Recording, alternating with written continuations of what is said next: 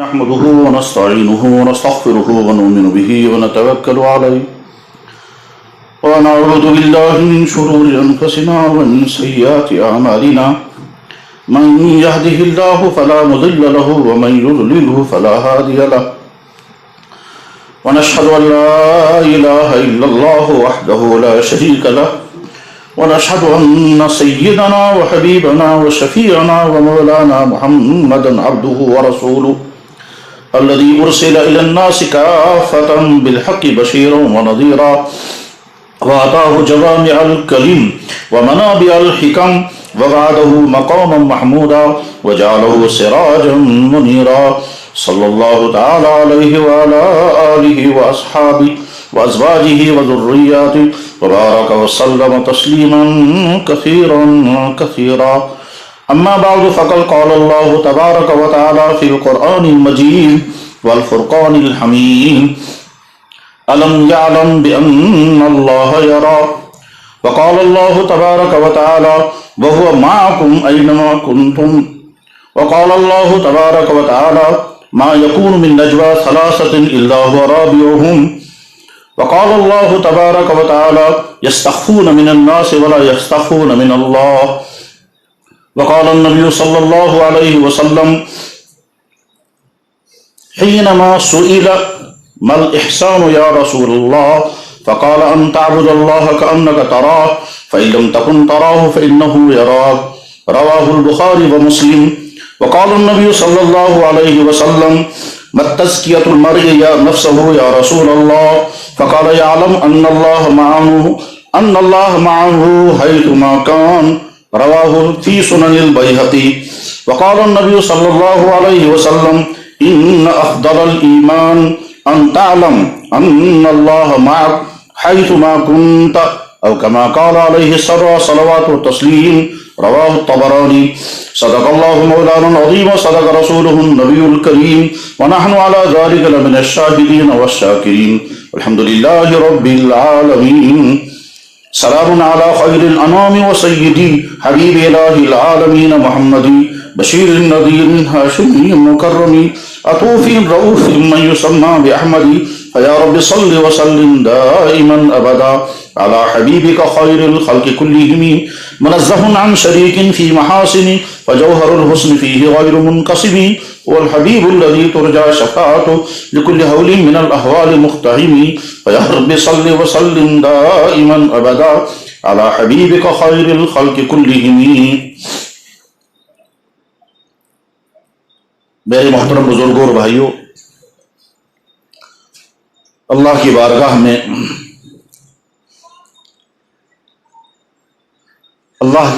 میں دعا ہے اللہ تعالی شانہ اس وقت کی اس مجلس کو بولنے والے کے لیے اور سننے والے بھائیوں کے لیے بھی ایمان کی زیادتی، اعمال کے شوق، گناہوں کی نفرت اور اچھا اور سچا ایمان والا بننے کا ذریعہ بنائے.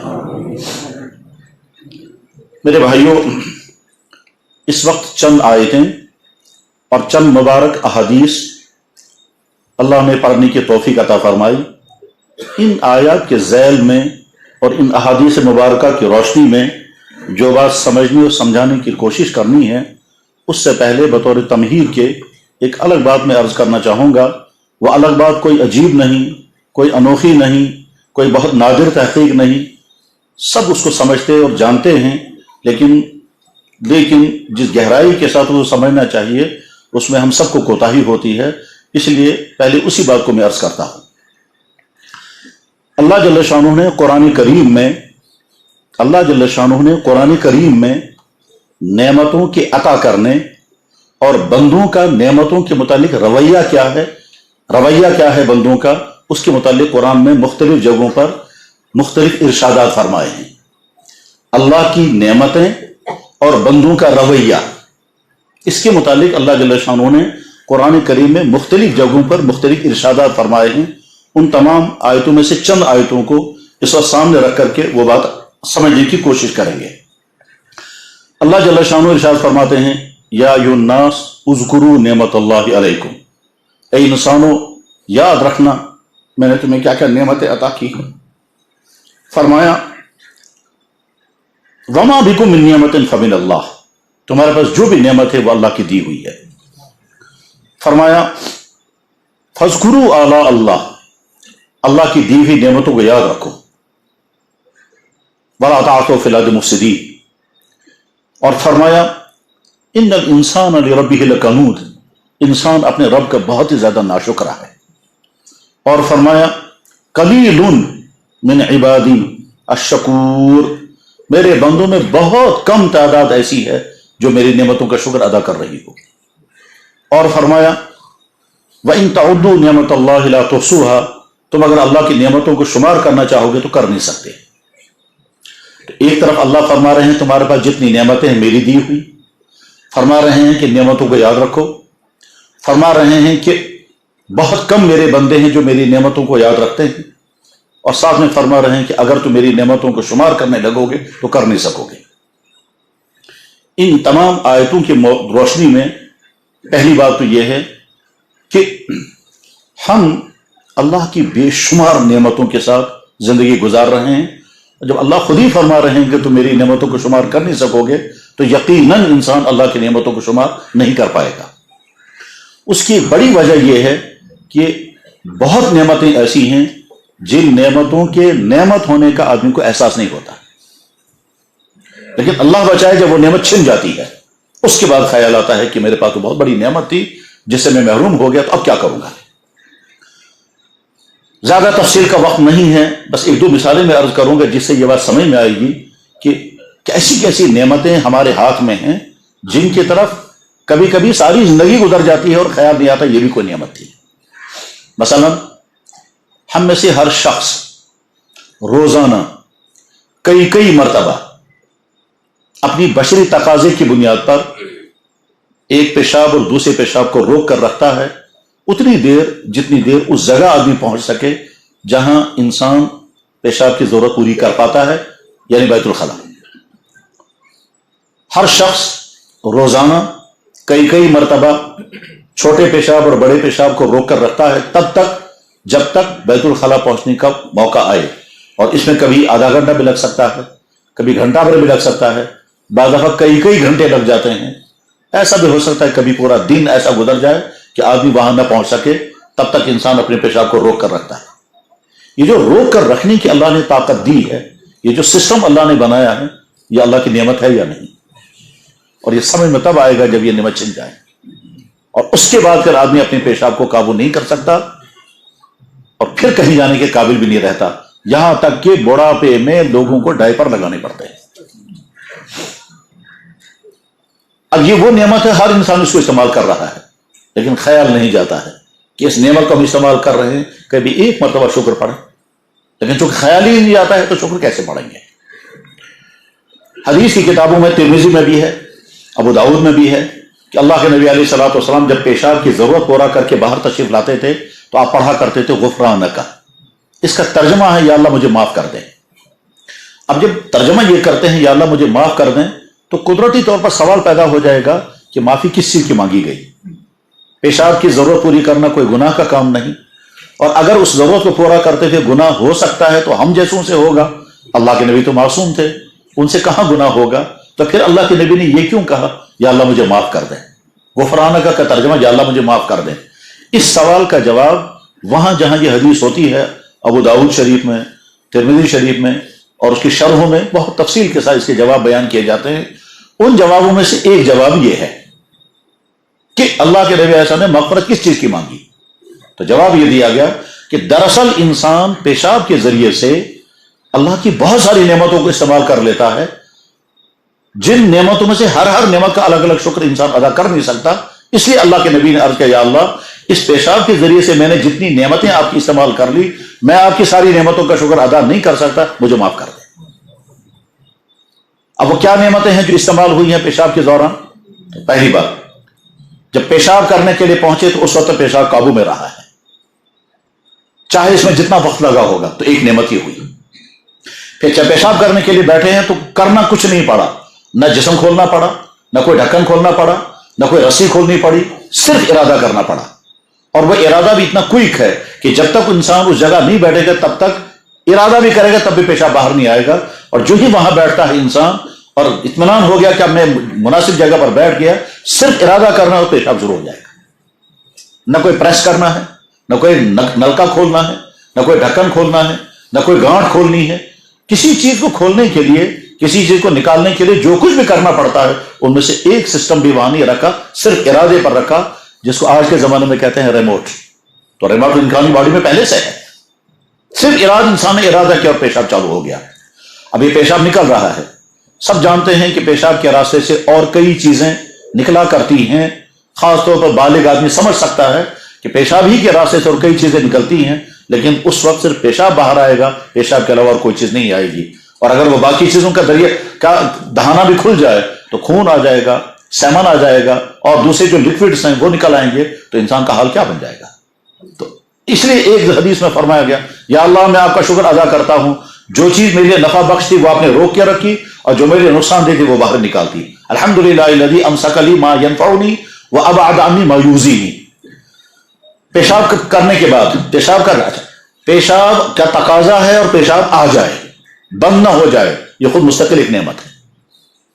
یہ سمجھ میں تب آ جاتا ہے کہ جب لوگوں کا پیشاب بند ہوتا ہے اور یہاں سے پائپیں لگانی پڑتی ہیں. یہی سری نگر شہر میں ہمارے بھائی ہیں، ایک دفعہ میں نے ان سے فون پر پوچھا، میں نے سنا آپ کوئی بیمار ہو گئے ہیں، کیا بات ہو گئی؟ تو کہنے لگے اپنی گناہ کی سزا بھگت رہا ہوں. میں نے کہا کیا ہوا؟ کہنے لگے زندگی بھر پیشاب کرتا رہا لیکن کبھی شکر نہیں پڑا. اب پیشاب بند ہو گیا ہے، اب چاہتا ہوں پیشاب کروں مگر بند ہے، لہذا پائپ لگائی ہوئی ہے. علاج ہوتا رہا، علاج ہونے کے بعد پھر ٹھیک ہو گیا، پائپ نکال دی گئی، پیشاب آ رہا ہے. پھر میں نے ان سے پوچھا کیا حال ہے؟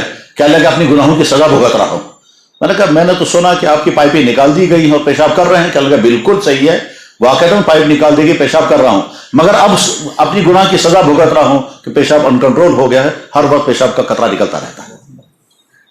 تو پیشاب بند ہو جائے وہ بھی بہت بڑی مصیبت، اور بے قابو ہو جائے وہ بھی بڑی مصیبت. ہم بند کرنے کی بھی برداشت کرنے کے قابل نہیں ہیں، اور بے قابو ہو جائے اس کو بھی برداشت کرنے کے قابل نہیں ہیں. تو اللہ کے نبی علیہ السلام دعا کے دل پر، یا اللہ پیشاب آ جائے یہ بھی نعمت، بند نہیں ہوا یہ بھی نعمت، پیشاب کرنے میں راحت و سکون ہوا یہ بھی نعمت، سارا میرا سسٹم ٹھیک ہے اور مجھے کچھ بھی نہیں کرنا پڑا، صرف ارادے پر یہ سارا ہو رہا ہے، یہ سب آپ کی نعمتیں ہیں. ان تمام نعمتوں میں شکر ادا نہیں کر سکتا. یا اللہ غفرانک، یا اللہ مجھے معاف کر دے. یہ جو وجہ بتائی ہے یہ حضرت مولانا خلیل احمد سہارنپوری رحمہ اللہ تعالیٰ نے اپنی کتاب بذل موجود میں بیان کی ہے. تو ہم بے شمار اللہ کی نعمتوں کو استعمال کرتے ہیں. ہم میں سے ہر شخص کے منہ میں لعاب پیدا ہو رہا ہے، اور اس لعاب پیدا ہونے کا نتیجہ کیا ہے؟ ہم غذا بھی چباتے ہیں، غذا ڈائجسٹ اسی سے ہو رہا ہے، اور غذا اسی کے ذریعے سے منہ میں نیچے اتر آتی ہے، اور اس کی وجہ سے ہمارا منہ اندر سے تر رہتا ہے. اگر یہ تھوک پیدا ہونا، یہ لعاب پیدا ہونے کا سسٹم اگر ختم ہو جائے، آپ جانتے ہیں جنہوں نے پڑھا ہوگا، یہ جو ہمارے میڈیکل پڑھنے والے بھائی ہیں ان کے ہاں علم پڑھا جاتا ہے انیٹمی، جس کو ہمارے ہاں کتابوں میں کہا جاتا تھا علم تشریح الاعضاء. قدیم طب میں اس کو کہتے تھے علم تشریح الاعضاء، اور آج جدید میڈیکل سائنس میں اس کو کہتے ہیں انیٹمی، بدن کے حالات. وہ پڑھ سکتے ہیں، وہ جانتے ہوں گے کہ انسان کے منہ میں 6 جگہ پانی نکلنے کا سسٹم اللہ نے رکھا، 6 گلینڈز، ان سے وہ پانی نکلتا ہے جس کو ہم کہتے ہیں تھوک. جس تھوک کو ہم پھینکتے ہیں یہ اللہ کی بہت بڑی مہربانی ہے، اور یہ سمجھ میں تب آ جائے گا کہ تھوک پیدا ہونا بند ہو جائے. چنانچہ جہاں ہم اس وقت ہیں، یہاں قریب میں ہمارے ایک بھائی تھے، اس کے منہ میں تھوک پیدا ہونے کا سسٹم ختم ہو گیا تھا، اس لیے 10 لیٹر پانی پلانے کے باوجود ان کی پیاس نہیں بجھتی تھی، اور ان کا بیٹا اور ان کی بہو رات دن کھڑے رہتے تھے صرف پانی پلانے پر. پانی جسم کے اندر چلا گیا اور یہاں منہ خشک ہے، پھر پانی بسمت منہ خشک، منہ تر نہیں ہو پا رہا ہے. وہ تڑپتا تھا کسی طرح سے میرے منہ میں لعاب پیدا ہو جاتا، اور اس کے بعد مجھے نیند آتی، کیونکہ جو ہی منہ خشک ہو جاتا ہے منہ میں ایسا لگتا ہے جیسے کانٹے آ گئے، آنکھ کھل جاتی تھی. بس اس کی 24 گھنٹے ڈیوٹی تھی، یہاں سے پانی پینا وہاں سے باتھ روم جانا، یہاں سے پانی پینا وہاں سے باتھ روم جانا، اور اسی طرح سے مہینوں کیا سالوں اسی طرح سے وہ رہے، اس کے بعد دنیا سے چلے گئے. غرض یہ کہ جو اللہ تعالیٰ فرما رہے ہیں کہ اگر تم میری نعمتوں کو شمار کرنے لگو کہ کر نہیں سکتے، یقیناً یہی حقیقت ہے کہ انسان اللہ کی نعمتوں کو شمار نہیں کر سکتا، یقیناً نہیں کر سکتا. ہماری آنکھوں کے اوپر یہ جو کور ہے، اس کور کے اندر اللہ نے ایک ایسا سپرنگ رکھا ہے کہ جو بہت تیزی سے کام کرتا ہے. ہم جتنا چاہیں تیزی کے ساتھ آنکھوں کو کھولتے اور بند کرتے ہیں. کبھی کبھی یہ جس کے اندر سپرنگ ہے یہ فیل ہو جاتا ہے، اور جب فیل ہو جاتا ہے تو اس کے بعد آنکھ نیچے گر جاتی ہے، پھر انسان کتنی کوشش کرے آنکھ کھولنے کی آنکھ نہیں کھلتی ہے، یہاں تک کہ ہاتھ سے پکڑ کے رکھنا پڑتا ہے۔ چنانچہ ایسے افراد جن کا یہ فیل ہو جاتا ہے وہ اگر کھانا کھاتے ہیں تو ایک آنکھ یا تو بیوی پکڑ کر کے رکھے گی تب یہ کھانا کھائے گا، بیوی پکڑ کر رکھے گی تو آنکھ کھلی رہے گی، ورنہ جو ہی چھوڑ دیں گے نیچے گر جاتا ہے۔ اور اگر اکیلا وہ کھانا کھا رہا ہوگا تو ایک آنکھ بند ہوگی، ایک آنکھ کھول کے رکھے گا، پھر وہ کھاتا رہتا ہے، جو ہی چھوڑ دیتا ہے یہ واپس۔ اور اگر کبھی کوئی چیز پڑھنی ہوگی تو اس آنکھ میں سوئی لگانی پڑتی ہے، پھر یہ آنکھ کھلی رہتی ہے اور اس کے بعد پھر چھوڑتی ہے۔ اور ہمارا معاملہ یہ ہے کہ تیزی کے ساتھ آنکھ جب چاہے ہم کھول سکتے ہیں، جب چاہے، بلکہ یہ آنکھ کے اوپر جو کور ہے نا یہ انسان کے ارادے سے بھی پہلے کام کرتا ہے۔ انسان کی باڈی میں ایک سسٹم ایسا بھی ہے جو انسان کے ارادے سے پہلے کام کرتا ہے، ارادہ انسان بعد میں کرتا ہے، ایکشن ہو چکا ہوتا ہے۔ یہ بھی میڈیکل والے سمجھ سکتے ہیں۔ غرض دیکھیے اللہ نے ہم کو بے شمار نعمتیں ہر انسان کو عطا کی ہیں، جن نعمتوں کی طرف انسان کا دھیان نہیں جاتا ہے مگر وہ نعمتیں ہیں۔ یہ اس طرح کی نعمتیں دنیا کے ہر انسان کو اللہ نے دی ہیں۔ اور دیکھ لیجیے ہم کھانا کھاتے ہیں، اس کھانا کھانے میں ہم کو ٹیسٹ مزہ آتا ہے۔ یہ مزہ آنے کے لیے ضروری ہے نمبر ایک کھانوں میں مزے ذائقے الگ الگ رکھے ہوں، تو اللہ نے یہی کیا کہ میرا بندہ ایک ہی قسم کا کھانا کھاتے کھاتے تنگ آ جائے گا۔ جب یہودیوں کو من و سلوہ ملا تھا تو چند دن میں تنگ آ گئے تھے، انہوں نے کہا تھا یا اللہ یہ من و سلوہ ہمیں نہیں چاہیے، ہمیں تو وہی چاہیے کہ دال بھی ہونی چاہیے اور بگارا بھی اس میں ہونا چاہیے، پیاز ہونی چاہیے، روٹیاں ہونی، یعنی مختلف غذائیں۔ انسان فطری طور پر ایک چیز کو کھاتے کھاتے تنگ آ جائے گا، تو اللہ نے اس تنگی سے بچانے کے لیے کیا کیا؟ تمام غذاؤں میں سسٹم الگ، ذائقے الگ الگ رکھے، ذائقے الگ الگ رکھے، لیکن اس کے ساتھ مزید احسان فرمایا کہ ہماری زبان میں ذائقوں میں فرق کرنے کا بھی سسٹم رکھا ہے، چاہے زبان فوراً محسوس کر لیتی ہے۔ کشمیری تو اندازہ کر سکتے ہیں، اگر آپ نے اندھیرے میں اگر آپ کو سیب کھانے لگیں گے اور آپ سے پوچھا جائے گا کون سا سیب تھا، تو آپ ذائقے کے بنیاد پر بتا سکیں گے کہ یہ امریکن تھا کہ دلچسپ تھا، کوئی ذائقہ۔ تو زبان پر اللہ نے ذائقہ رکھا ہے، اور ایک کتاب میں لکھا ہوا کہ 10,000 ذائقے زبان ریکارڈ کر لیتی ہے۔ ایک مرتبہ ہم نے کوئی چیز کھائی، ذائقہ ہم نے محسوس کیا اور یہ ذائقہ دماغ میں فائل ہو گیا، اب آئندہ سال کے بعد جب یہ چیز پھر ہم کھائیں گے فائل کھل جائے گی اور یاد آئے گا یہ وہی ذائقہ ہے جو اس سے پہلے میں کھا چکا ہوں۔ وفی انفسکم افلا تبصرون، تمہارے جسموں میں میری قدرت کی بے شمار نشانیاں، تم غور کیوں نہیں کرتے؟ چھوٹا بچہ پیدا ہوا، یہ چھوٹا بچہ پیدا ہوا، اس دنیا میں آتے ہی وہ فوراً چوسنے لگتا ہے، اگر اللہ نہیں سکھائیں گے دنیا میں کوئی انسان اس کو سکھا نہیں سکتا۔ کچھ دنوں کے بعد یہ بچہ بڑا ہو جاتا ہے، تھوڑا سا بڑا ہوتا ہے تو یہ ہنسنے لگتا ہے، یہ رونے لگتا ہے، یہ گھبرانے لگتا ہے۔ اس کو اگر گھور کر کے آنکھوں سے دیکھیں گے تو یہ رونے لگے گا اور کبھی ہنسنے لگتا ہے، پھر کچھ عرصے کے بعد یہ کھجلانے لگتا ہے۔ یہ جو کھجلانے لگتا ہے یہ کون اسے بتا رہا ہے کہ تمہارے جسم میں کوئی مسئلہ پیدا ہوا ہے، اس مسئلے کا علاج یہ کھجلانا ہے۔ یہ کھجلاتا رہے گا پورے جسم میں، لیکن جب آنکھ کو کھجلائے گا تو کبھی یہ بچہ ایسا نہیں کھجلائے گا، آنکھ بند کر کے ایسے کھجلاتا ہے، حالانکہ وہ معصوم بچہ ہے، اسے نہیں معلوم ہے کہ مجھے یہاں اس طرح نہیں کھجلانا چاہیے، لیکن آنکھ کے نیچے، آنکھ کے اوپر، حتیٰ کہ یہ جو بھویں ہیں ان کو اگر کھجلائے گا تو ناخن سے، لیکن جب آنکھ کو کھجلائے گا تو وہ ایسے کبھی نہیں کرے گا، وہ ایسے کرے گا۔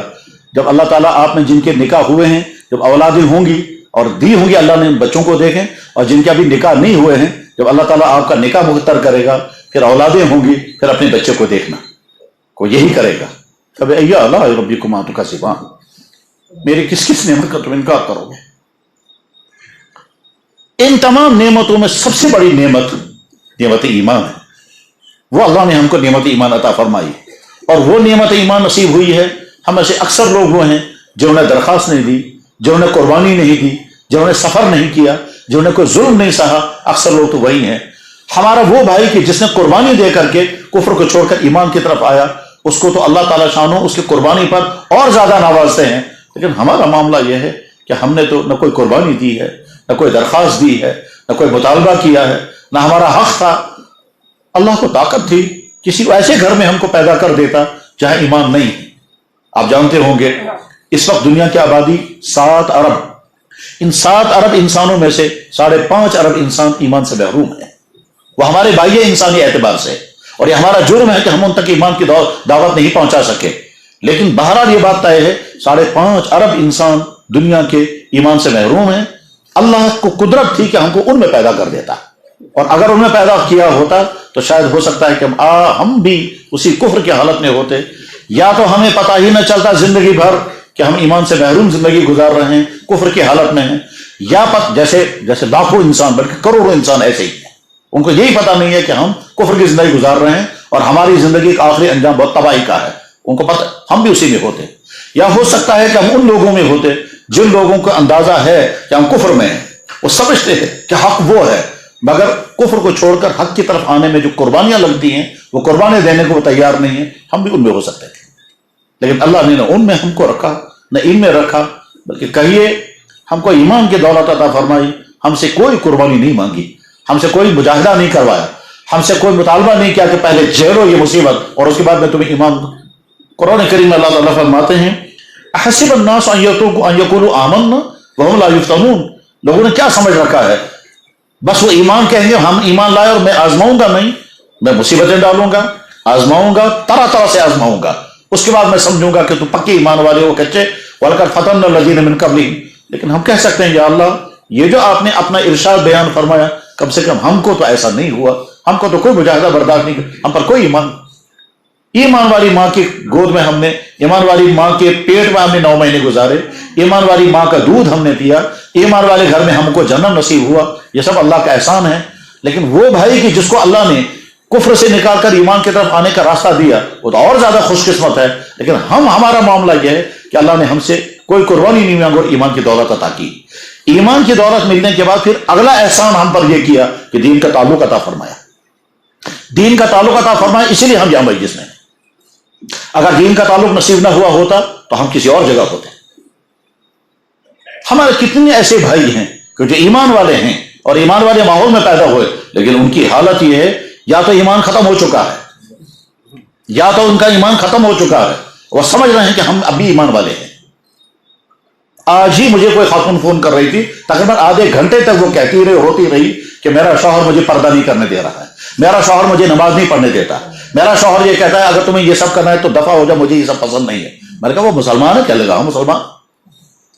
تب سوچئے جو شوہر اپنی بیوی کو سب کچھ کرنے نہیں دے رہا ہے اس کا ایمان باقی ہوگا یا نہیں ہوگا؟ ظاہر ہے ہمیں اس کا فیصلہ یہاں نہیں کرنا ہے، لیکن حالت یہ بھی ہو، وہ بھی ایمان والے گھر میں پیدا ہونے والا انسان ہے جو کہتا ہے کہ میں کھا رہا یہ اسلام، اب اس کا ایمان کہاں باقی رہا؟ اللہ کا احسان ہے اس طبقے میں ہم کو پیدا نہیں کیا، ہم اس طبقے میں نہیں ہیں جو طبقے دین سے متنفر ہیں یا دین سے دور ہیں یا دین کی فکر ان کے اندر نہیں ہے۔ اللہ نے اس طبقے میں ہم کو شامل کیا جو دین کے مجلسوں میں شریک ہوتے ہیں، دین سنتے ہیں، دین بولتے ہیں، دین سوچتے ہیں، دین کے لیے قدم اٹھاتے ہیں، دین کے لیے وقت نکالتے ہیں۔ یہ جو شہر کے جگہ جگہ سے اٹھ کر کے اور کہاں کہاں سے چل کر کے آئے ہیں، ظاہر ہے یہاں کوئی دعوت نہیں، یہاں کوئی کھیل تماشا نہیں ہے۔ اگر اللہ نے یہ احسان ہم پر فرمایا تو بہت بڑا احسان ہے، اس پر بھی اللہ کا شکر ہے۔ الحمدللہ رب العالمین۔ ان تمام نعمتوں وہ ہم کہہ سکتے ہیں یا اللہ دنیا میں جسمانی اعتبار سے بے شمار انسان اب نارمل، ہم کو آپ نے ایبنارمل پہ نہیں بنایا، آپ نے ہم کو کوئی کمی نہیں رکھی۔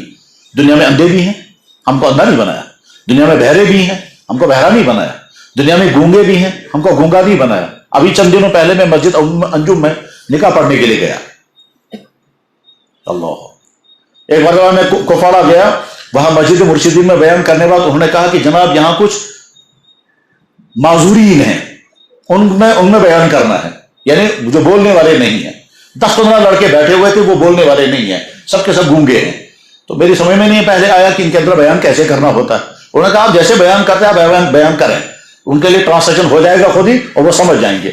وہ بچے سامنے بیٹھے ہوئے ہیں، ایک ساتھ میری طرح یہاں بیٹھے ہوئے تھے، میں 2-4 جملے بولتا تھا، وہ کچھ ایکشنیں کرتا تھا، اور وہ ایکشنیں کر رہا ہے، وہ سر ہلا رہے ہیں، وہ ان کو سمجھ میں آ رہا ہے۔ بڑا تعجب ہوا مجھے کہ یہ بھی طریقہ ہے۔ بہرحال وہ بیان ختم ہوا، اس کے بعد ان میں سے ایک نے کوئی ایکشن کیا، یہ مجھ سے کہنے لگا کہ یہ سوال پوچھ رہا ہے۔ جو ہی اس نے کہا سوال پوچھ رہا ہے تو میں اندر سے گھبرا گیا۔ میں نے سوچا اگر یہ مجھ سے سوال کرے گا کہ ہمارا کیا قصور تھا کہ اللہ نے ہم کو گونگا بنایا، آپ مجھے جواب دو، میں کیا جواب دوں گا؟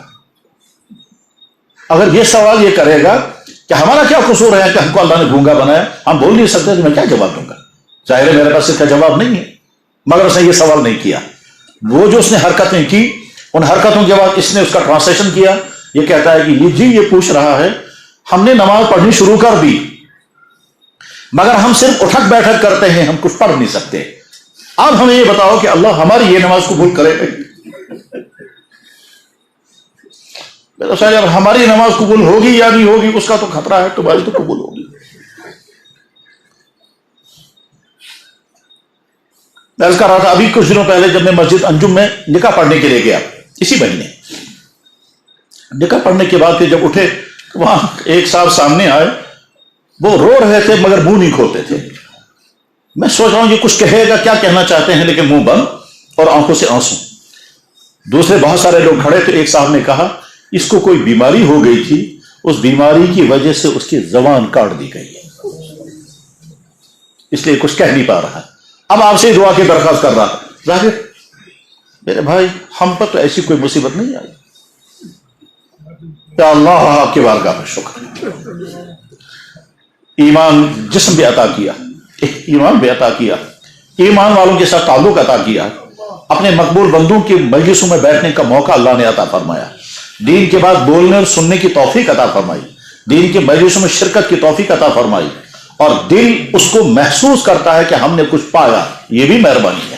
ورنہ ایسا بھی ہوتا ہے کہ دین کی مجلس میں آ کر تقدر ہو جائے گا، انقباض ہو جائے گا، الجھن ہو جائے گی، اور الجھن ہونے کے بعد آدمی اٹھ کے نکل جاتا ہے۔ یہ خود ایک بہت بڑی مصیبت ہوتی ہے، گویا دل میں اتنی گندگی آ چکی ہوتی ہے، اتنی ظلمت آئی ہوتی ہے کہ دین کے مجلس میں آدمی گھبرا جاتا ہے، طبیعت لگتی نہیں اور آدمی اکڑ کر نکل جاتا ہے۔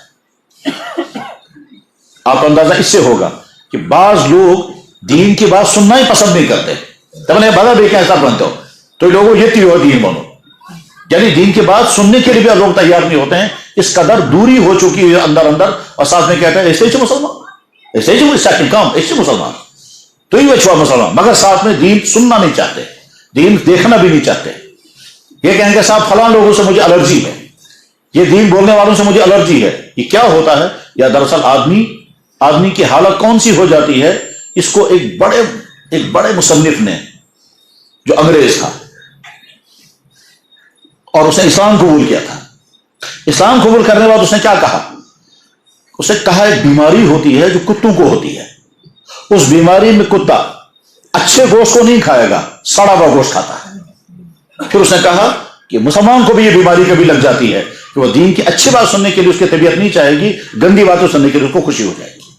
کہا یہ وہی بیماری لگتی ہے انسانوں کو بھی کہ انسان گانا سننے میں مزہ آئے گا، تلاوت سنتے ہوئے الجھن ہو جائے گی، ڈانس دیکھنے میں مزہ آئے گا، لیکن دین کا کوئی منظر اگر ہوگا تو اس کو دینے میں پسند نہیں آئے گا۔ اللہ کے بارگاہ میں فضل شکر ہے، اللہ نے ہم کو ان تمام مصیبتوں سے بچایا، انسان بنایا، پورا جسم عطا کیا، نہ اندھا، نہ بہرا، نہ گونگا، نہ امتحان، اور اس کے بعد پھر ایمان کے بعد پھر ایمان والوں کے ساتھ تعلق نصیب ہوا، ایمان والے بھائیوں کے ساتھ اٹھنا بیٹھنا نصیب ہوا، ایمان والی مجلسوں میں آنا نصیب ہوا۔ یا اللہ آپ کی بارگاہ میں ہر نعمت کا شکر۔ اللہ تعالیٰ فرماتے ہیں لئن شکرتم لازیدنکم، اگر تم شکر گزار رہو گے تو میں اور زیادہ تمہیں عطا کروں گا۔ اس لیے شکر گزاری کے معنی کیا ہیں؟ یا اللہ زبان سے بھی شکر ادا کرتے ہیں، اور جو نعمت آپ نے عطا فرمائی اس کی قدر کریں گے۔ قدر کرنے کے معنی ہے یا اللہ آپ نے آنکھ دی، ہم شکر ادا کرتے ہیں اور آنکھ کا غلط استعمال نہیں کریں گے، یہ ہے شکر۔ یا اللہ آپ نے زبان دی، ہم شکر پڑھتے ہیں لیکن زبان کا غلط استعمال نہیں کریں گے، یہ شکر کا دوسرا حصہ ہے۔ آپ نے جوانی دی، ہم شکر ادا کرتے ہیں لیکن جوانی کا غلط استعمال نہیں کریں گے اس کا۔ یا اللہ آپ نے دین کا تعلق عطا فرمایا، ہم شکر کرتے ہیں، اب کبھی بھی ناقدری نہیں کریں گے۔ ناقدری کرنے کے معنی کیا ہے؟ یہ بات ہم یہاں سے سمجھ سکتے ہیں۔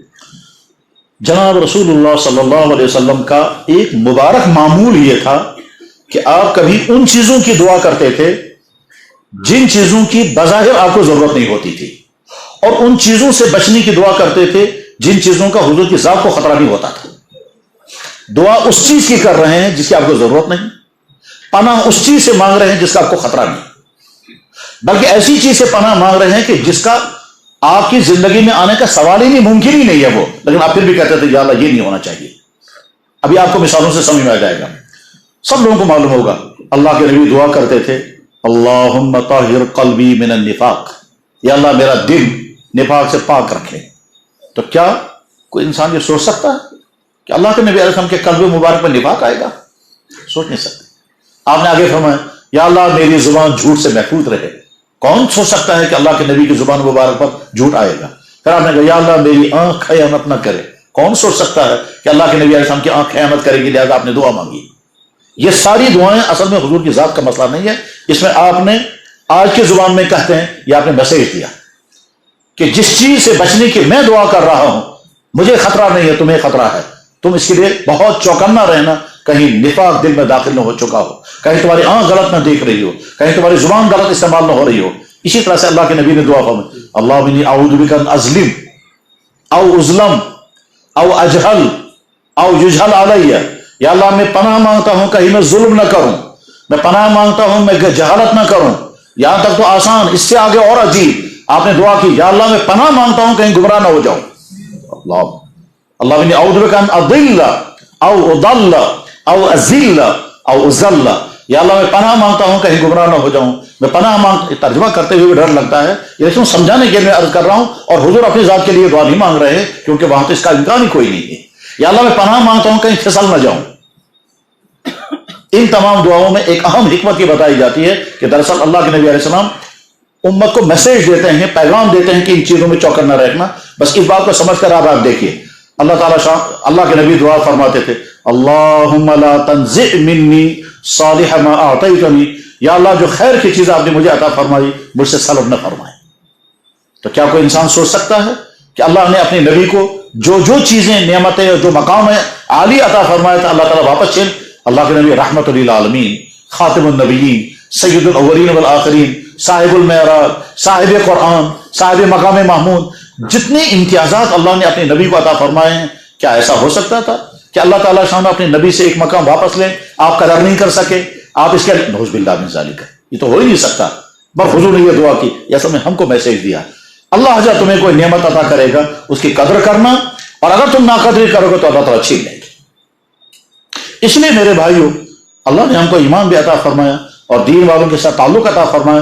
اس تعلق کی قدر کرنی ہے، ان مجالس کی قدر کرنی ہے، یہاں آ کر کے شریک ہونے کی قدر کرنی ہے. آپ میں سے ہم میں سے آج شادیوں میں نہ جانے کیا کیا کر رہے ہوں گے اور بہت خوش ہوں گے، گھنٹوں نہیں راتوں اس پہ جاگتے رہیں گے. کہیں ڈانس ہو رہا ہوگا، کہیں گانے گائے جا رہے ہوں گے، کہیں کیا کیا ہو رہا ہوگا. وہ بھی فنکشن، ان میں بھی لوگ خوش ہیں، وہ بھی گیدرنگیں ہیں، اور ایک یہ بھی ہے. تو بہت زیادہ قدر کرنی چاہیے، بلکہ بار بار مانگنا چاہیے، یا اللہ اگر آپ نے توفیق عطا فرمائی یا آپ کا احسان. اب میری طرف سے ناقدری نہیں ہونی چاہیے. جس کے بعد آپ فرمائیں میں نے تمہیں فلاں جگہ شریک ہونے کا موقع عطا کیا تھا، تم نے قدر نہیں کی، جاؤ چلے جاؤ، اب میں کسی اور کو توفیق عطا ہوں گا. اللہ بے نیاز سے، تو اس کی قدر کرنی ہے. میرے بھائی بس یہ تو تمہید کی گفتگو تھی. اب میں عرض کرتا ہوں وہ جو آیتیں عرض کی گئی پڑھی گئی ہیں ان آیتوں کی روشنی میں ایک بات سمجھنے کی کوشش کرنی ہے. اللہ کرے میرے اندر بھی وہ چیز پیدا ہو جائے اور آپ کے اندر بھی وہ چیز پیدا ہو جائے کہ اللہ کیا چاہتے ہیں. میرے بھائی کبھی کبھی کسی بات کو سمجھانے کے لیے مثالیں دی جاتی ہیں اور مثال کے ذریعے سے بات کبھی بہت آسان ہو جاتی ہے. اللہ بھی اپنے قرآن کلام پاک میں، اللہ کے نبی بھی اپنے ارشادات میں مثال بیان کر کے بات سمجھاتے تھے. قرآن کریم میں بھی اس کی مثالیں ہیں، مثال کے ذریعے بات سمجھائی گئی. اور احادیث مبارکہ میں تو بہت زیادہ مثالیں ہیں کہ اللہ کے نبی علیہ الصلوۃ والسلام بات سمجھاتے تھے مثال دے کر. بلکہ ایک اتھیسٹ یا کمیونسٹ مصنف نے لکھا کہ میں خدا کو تو نہیں مانتا مگر نبی کی عظمت کا میں بھی قائل ہوں. اس سے پوچھا گیا کیوں؟ اس نے کہا صاحب میں ان کی دعائیں پڑھتا ہوں تو حیران ہو جاتا ہوں. کہتا میں خدا کو تو نہیں مانتا مگر نبی کی عظمت کا میں بھی قائل ہوں. اس سے پوچھا گیا کیوں؟ کہنے لگا ان کی دعائیں پڑھتا ہوں تو میں حیران ہوتا ہوں. اس سے پوچھا گیا کوئی مثال بتائیے. تو اس نے کہا دیکھیے میں مثال بتاتا ہوں. اب وہ مثال بتا رہا ہے، ہمارا تو ذہن بھی نہیں جائے گا اس طرح. وہ کہتا ہے کہ نبی کو حفاظت مانگنی ہے، اس لیے نبی نے کہا یا اللہ میری حفاظت کرے. میں آگے مثال دینی ہے. کہا دنیا کا بڑے سے بڑا ذہین انسان وہ مثال نہیں دے سکے گا جو محمد صلی اللہ علیہ وسلم نے مثال دی ہے. وہ کہتا ہے نبی نے مثال دیتے ہوئے کہا یا اللہ آپ میری حفاظت اسی طرح سے کریں جس طرح سے دودھ پیتے بچے کو اس کی ماں حفاظت کرتی ہے.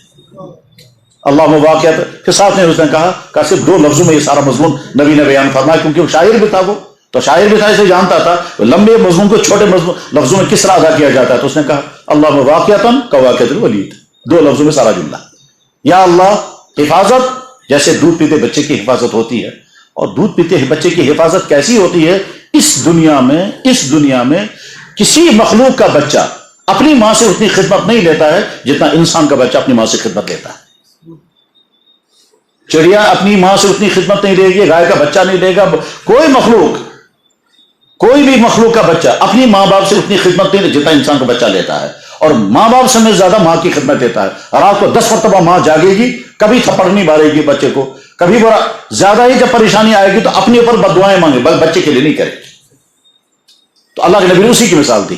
یا اللہ جیسے ماں اپنے دودھ پیتے بچے کی حفاظت کرتی ہے، اس سے زیادہ حفاظت کوئی بھی نہیں کر سکتا ہے. تو اللہ کے نبی علیہ الصلوۃ والسلام ہم دعا کرتے تھے یا اللہ ایسا نہ ہو کہ تو میں عرض کر رہا تھا کہ مثال کے ذریعے سے بات سمجھائی جاتی ہے. حضور نے مثال دی جیسے ماں اپنے بچے کی حفاظت کرتی ہے، مثال کے ذریعے سے دعا مانگی.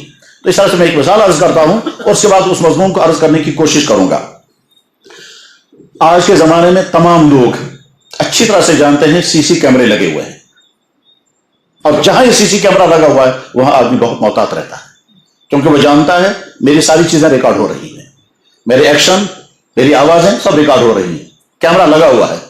آپ نے دیکھا ہوگا کہیں سڑکوں پر لگا ہوا ہے، آپ کیمرے کی زد میں ہیں. کہیں لکھا ہوتا ہے تیسری آنکھ آپ کو دیکھ رہی ہے. دفتروں میں لوگ جاتے ہیں جہاں کیمرہ لگا ہوا ہے، وہاں جانتا ہے کہ کیمرہ لگا ہوا ہے اور مجھے یہاں کوئی غلط چیز نہیں کرنی ہے، سارا ریکارڈ ہو رہا ہے. بے شمار دفتروں میں سارا کنٹرول ہو رہا ہے کیمرے کی وجہ سے. لیبر سارا ٹھیک کام کرتا ہے کیونکہ ان کو معلوم ہے کہ صاحب مین آفس میں کیمرے سے ہم کو چیک کر رہے ہیں. تو گویا مین کیمرے نے ہر آدمی کی پرائیویٹ زندگی کو اس کے ہاتھ میں دے دیا ہے. جب آدمی کو یہ معلوم ہو جاتا ہے کہ کیمرہ میرے پیچھے لگا ہوا ہے تو اس وقت نہ کوئی حرکت کرے گا اور نہ کوئی سستی کرے گا. بڑے بڑے دفتروں میں، بڑے اداروں میں، بڑے مراکز میں جہاں سینٹر ہوگا وہاں سے ہر ایک کو چیک کیا جا رہا ہے کون کیا کر رہا ہے. یہ جو سی سی کیمرے کا سسٹم ہے، اس سی سی کیمرے کے سسٹم سے اب ہم آگے سمجھ سکتے ہیں. اللہ تعالیٰ شان اپنے قرآن پہ پاک میں فرماتے ہیں علم یعلم بأن اللہ یرا، کیا تم یہ نہیں جانتے کہ میں ہر وقت تمہیں دیکھ رہا ہوں تم کیا کر رہے. اللہ تعالیٰ فرماتے ہیں تم انسانوں سے چھپ سکو گے، مجھ سے نہیں چھپ سکتے. یستخفون من الناس ولا یستخفون من اللہ. اللہ یہ فرماتے ہیں کہ جہاں بھی تم دو بات کرو گے تیسرا میں ساتھ ہوں، جہاں تم تین کوئی بات کرو گے چوتھا میں ساتھ ہوں. اللہ جل شانہ فرماتے ہیں کہ ہر چیز سے تم چھپ سکتے ہو پر اللہ سے کوئی چیز چھپ نہیں سکتی. وہ علیم بذات الصدور، تمہارے دل کے اندر جو کچھ ہے میں اس کو بھی جانتا ہوں. تم جو حرکتیں کرو گے میں اس کو بھی جانتا ہوں. میرے لیے دیکھنے کے لیے مجھے نہ روشنی کی ضرورت ہے نہ کسی اور چیز کی ضرورت ہے. ان تمام رکاوٹوں کا تعلق تمہارے ساتھ ہے، میرے ساتھ نہیں ہے. تم دیکھو گے تب جب تمہاری آنکھ میں لائٹ ہوگی، تم دیکھو گے جب باہر بھی لائٹ ہوگی، تم دیکھو گے جب دیکھنے کی چیز نظروں میں ہوگی. میرے لیے کوئی پابندی نہیں ہے، مجھے نہ آنکھ کی ضرورت ہے نہ روشنی کی ضرورت ہے نہ تمہارے چھپنے اور کھلے آنے کی ضرورت ہے. وَلِلَّهِ غَيْبُ السَّمَاوَاتِ وَالْأَرْضِ، آسمان کی تمام چھپی ہوئی چیزیں میرے سامنے کھلی ہوئی ہیں اور زمین کی ساری کھلی ہوئی چیزیں میرے سامنے کھلی ہوئی ہیں. جناب رسول اللہ صلی اللہ علیہ وسلم کا مبارک ارشاد مشہور حدیث ہے جو حدیث تمام بڑی بڑی کتابوں میں ہے، اس کو کہتے ہیں حدیث جبرائیل. یہ حدیث جبرائیل بخاری شریف میں بھی ہے، مسلم شریف میں ہے، مشکات شریف میں، ہر کتاب میں. حضرت عمر بن خطاب رضی اللہ عنہ حدیث کو بیان کرتے ہیں اور کہتے ہیں کہ ہم ایک دن حضور کی مجلس میں بیٹھے ہوئے تھے، اچانک ایک شخص داخل ہوا، اس کو ہم پہچانتے ہی نہیں تھے مگر سفید کپڑے اور سیاہ بال تھے. اس کے معنی سمجھنا چاہیے کہ فرشتہ اچھی سے اچھی شکل میں آیا. یہ جو اچھی سے اچھی شکل ہے یہاں سے ہم سمجھ سکتے ہیں ایک مومن کی اچھی سے اچھی شکل کون سی ہوگی. شدید بیاض الثیاب شدید سواد الشعر، سخت کالے بال سخت سفید کپڑے، یعنی بہت کالے بال اور بہت سفید کپڑے. یہ ہے مسلمان کی نشانی. لوگ کہتے ہیں اسلام میں کوئی ڈریس کوڈ نہیں ہے. لوگ کہتے ہیں اسلام میں کوئی ڈریس کوڈ نہیں ہے، یا تو لا علمی ہے یا جہالت ہے اور یا پھر عمل نہ کرنے کا بہانہ ہے. بہرحال جو اندر داخل ہوئے ہیں تو انہوں نے وہ آ کر کے حضور کی خدمت میں بیٹھے، اپنے گھٹنے حضور کی دانوں کے ساتھ ملائے، اپنے ہاتھ اپنے رانوں پر رکھے اور پھر کہا اخبرنی یا محمد اخبرنی عن الایمان. اللہ کے نبی صاحب نے جواب دیا. اس نے کہا صدقت، آپ نے سچ کہا. تو حضرت عمر بن خطاب کہتے ہیں کہ ہمارا بڑا تعجب ہوا، یہ آدمی سوال بھی کر رہا ہے اور ساتھ میں کتاب نے سچ کہا. یہ کون انسان ہے جو حضور کو کہے گا آپ نے سچ کہا؟ یہ تو ٹیچر کا کام ہوتا ہے جب وہ اسٹوڈنٹ سے پوچھتا ہے طالب علم سے اس کا جواب دو، اور جواب دیتا ہے تو استاد کہتا ہے ہاں تم نے صحیح جواب دیا. اس کے معنی یہ ہے کہ اسے برتر ہوتا ہے. تو یہ کون شخص ہے جو حضور کو کہتا ہے آپ نے صحیح جواب دیا لیکن خاموش رہے؟ اس کے بعد اس نے دوسرا سوال کیا، بتائیے اسلام کیا ہوتا ہے؟ تو اللہ کے نبی علیہ السلام نے اس کا جواب دیا. اس نے پھر کہا آپ نے سچ کہا. اس نے تیسرا سوال کیا، یا رسول اللہ مجھے بتائیے احسان کیا ہوتا ہے؟ تو اللہ کے نبی علیہ السلام نے جو جواب دیا وہی میں نے حدیث کے شروع میں پڑھا تھا. اس نے سوال کیا، یا رسول اللہ احسان کسے کہتے ہیں؟ تو آپ نے ارشاد فرمایا ان تعبد اللہ کانک تراہ فإن لم تکن تراہ فإنہ یراک. تم اللہ کی عبادت اس طرح سے کرو کہ گویا تم اللہ کو دیکھ رہے ہو، اور اگر یہ مقام نہ پا سکے تو تم اس طرح عبادت کرو کہ تم سمجھو اللہ مجھے دیکھ رہا ہے، اللہ کا سی سی کیمرہ مجھے دیکھ رہا ہے. بس اس کے بعد پھر اس نے 2 سوال اور کیے، 5 سوال ہوئے. ایمان، اسلام، احسان، قیامت کب آئے گی اور قیامت کی علامتیں کیا ہیں. یہ 5 سوال اس نے کیے تھے، اور 5 سوالوں کا جواب پانے کے بعد پھر وہ جب واپس نکل گئے ہیں، جب واپس نکل گئے تو اللہ کے نبی علیہ السلام نے صحابہ کرام سے پوچھا تمہیں معلوم ہے یہ کون تھا؟ حضرت صحابہ کرام کا مزاج یہ تھا کہ ایسے موقع پر صحابہ کہتے تھے اللہ اس کے رسول زیادہ جانتے کون تھا. تو آپ نے فرمایا حضرت جبرائیل، یہ تو جبرائیل تھے. اتاکم یعلمکم دینکم، تم کو تمہارا دین سکھانے کے لیے نکلے. تو ایک حدیث میں ہے کہ صحابہ نکلے باہر دیکھنے کے لیے، ایک مرتبہ اور دیکھیں گے لیکن باہر کوئی چیز نظر نہیں آئی. اسی لیے عمر بن خطاب رضی اللہ تعالیٰ عنہ نے جب اس واقعے کو بیان کیا تو شروع میں انہوں نے کہا کہ ایک ایسا آدمی آیا جس کو ہم پہچانتے نہیں تھے، اور نہ یہ لگتا تھا یہ سفر کر کے آیا ہے. یہاں کا ہوتا تو ہم پہچانتے، اس کا مطلب یہاں کا نہیں ہے. اس کے معنی یہ ہے کہ کہیں سے سفر کر کے آیا لیکن سفر کے آثار بھی اس پر نہیں ہے. تھکاوٹ، گرد و غبار، چہرے کی حالت جو ریگستانوں میں سفر کرتے کرتے جو ہوا کرتی ہے ایسی کوئی چیز نہیں. لا یعرف منا احد، ہم اس کو پہچانتے بھی نہیں تھے. نہ یہ ہم سمجھ میں آتا یہ سفر کر کے آیا ہے، نہ یہ یہاں کا آدمی تھا، کیونکہ وہ فرشتے تھے اور فرشتوں کا معاملہ یہ ہے کہ فرشتہ بن کر کے آیا اور مجلس میں داخل ہونے سے پہلے اسے انسان کی شکل اختیار کی اور اندر آیا، اور جو ہی باہر نکل گیا تو واپس اپنی حالت میں چلا گیا. فرشتہ حضرت جبریل علیہ الصلوۃ والسلام کبھی دہیہ کلبی کی شکل میں آتے تھے. دہیہ کلبی ایک صحابی تھے جو سب سے زیادہ خوبصورت تھے. تو ایک مرتبہ حضرت جبریل جناب رسول اللہ صلی اللہ علیہ وسلم چل رہے ہیں، دہیہ کلبی گھوڑے پر سوار ہیں اور حضور پیدل ہیں. حضرت عائشہ صدیقہ رضی اللہ عنہ نے دیکھا، تعجب کیا کہ دہیہ کلبی کو کیا ہو گیا ہے کہ نیچے نہیں اترتا ہے اور حضور پیدل چل رہے ہیں اور گفتگو ہو رہی ہے. تو جب حضور واپس تشریف لائے تو حضرت عائشہ نے تعجب کے ساتھ کہا یا رسول مجھے بڑا تعجب ہے، آپ گھوڑے پر سوار تھے، دہیہ کلبی نے آپ پیدل چل رہے تھے اور دہیہ کلبی گھوڑے پر سوار تھے، وہ نیچے کیوں نہیں اترے؟ کیا ان کو یعنی وہ کہنا یہ چاہتی تھی کہ انہوں نے بے ادبی کیوں کی؟ تو اللہ کے نبی علیہ السلام نے فرمایا وہ دہیہ کلبی نہیں، وہ جبرائیل تھے، وہ دہیہ کلبی کی شکل میں آئے تھے. فرشتہ کبھی انسانی شکل میں آتا ہے. تو غرض یہ کہ جناب رسول اللہ صلی اللہ علیہ وسلم نے وہاں یہ جب پوچھا گیا کہ احسان کیا ہے تو آپ نے فرمایا تم یہ سمجھو کہ تم اللہ کو دیکھ رہے ہو، اور اگر ایسا نہیں ہے تو تم یہ سمجھو کہ اللہ تمہیں دیکھ رہا ہے. قرآن کریم کی آیت سے معلوم ہو اللہ تعالیٰ فرماتے ہیں کیا تم یہ نہیں جانتے کہ میں ہر وقت تمہیں دیکھ رہا ہوں؟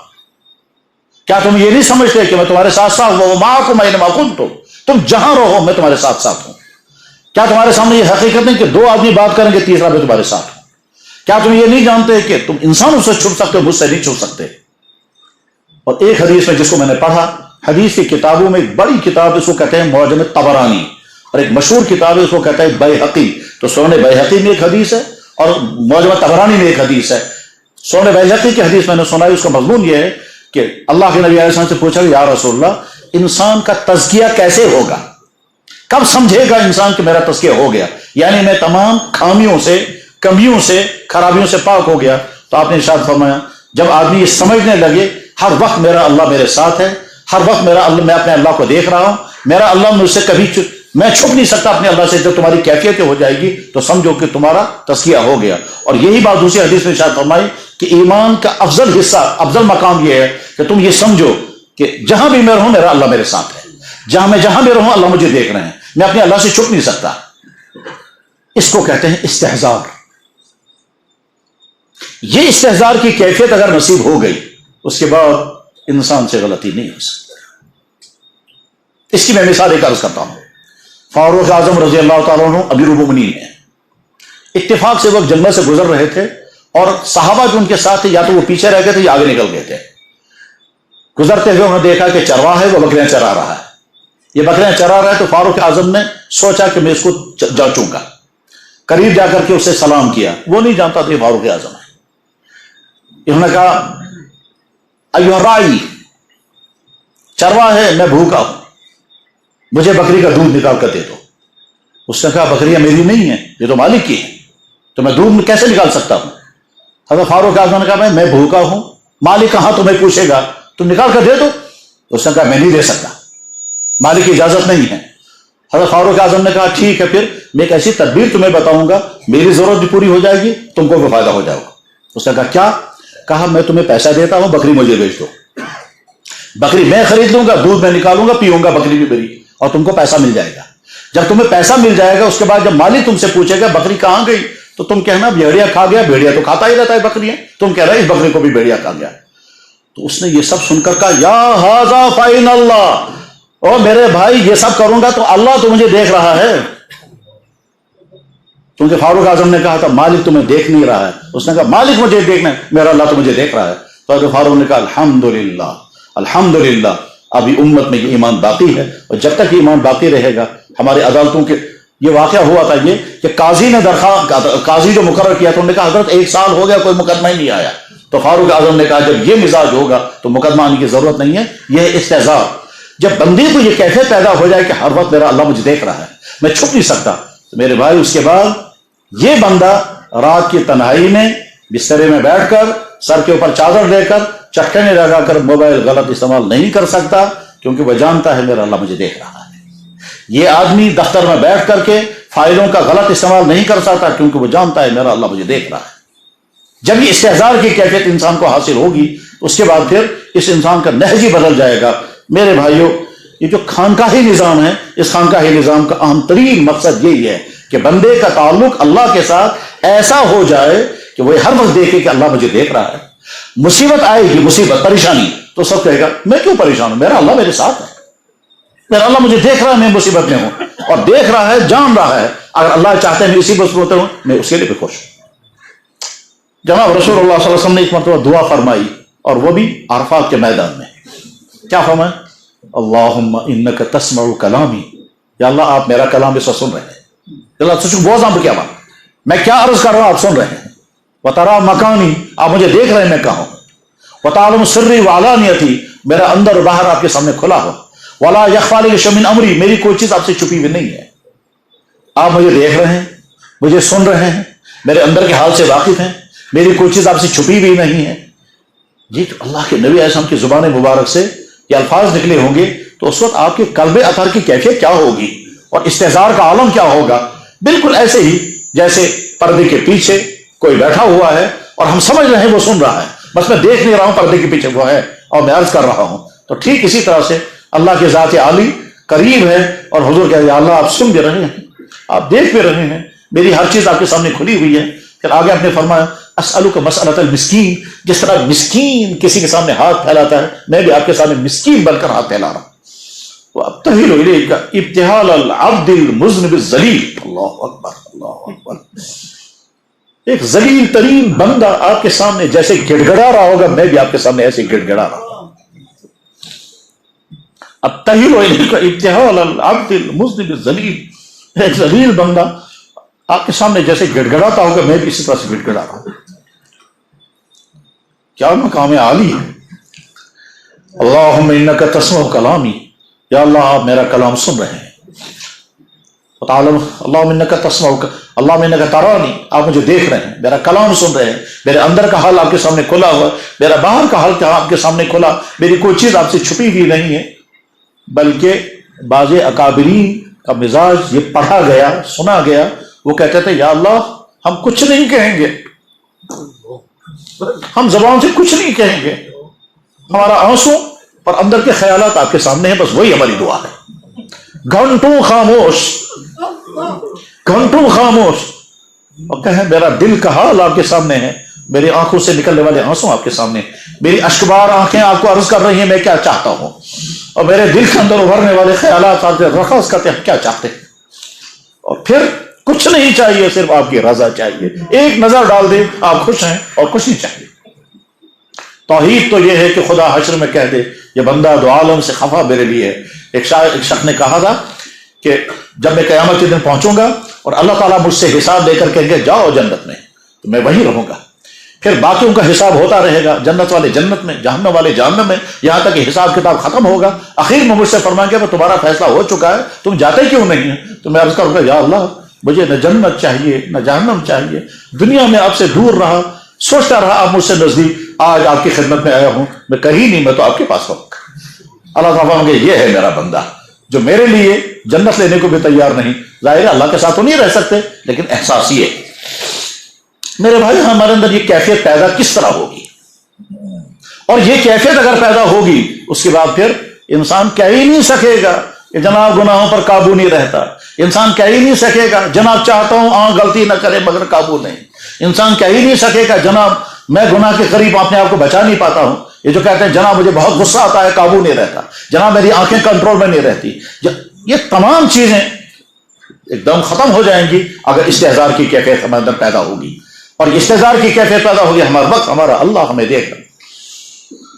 اللہ جل شانہ نے جناب رسول اکرم صلی اللہ علیہ وسلم کے ساتھ قرب تعلق کا اظہار طرح طرح سے فرمایا، ان میں سے ایک جگہ اللہ تعالیٰ یہ فرما رہے ہیں یا رسول اللہ جب آپ صبح کو اٹھتے ہیں تو آپ میری نگاہوں میں ہوتے ہیں، فَإِنَّكَ فِي أَعْيُنِنَا حِينَ تَقُومُ، جب آپ اٹھتے ہیں میری نظروں میں ہوتے ہیں۔ میرا نبی اٹھ گئے، میں دیکھ رہا ہوتا ہوں کہ آپ وضو کر رہے ہیں، میں دیکھ رہا ہوتا ہوں میرے سامنے کھڑے ہو گئے، میری نگاہوں میں ہوتے ہیں۔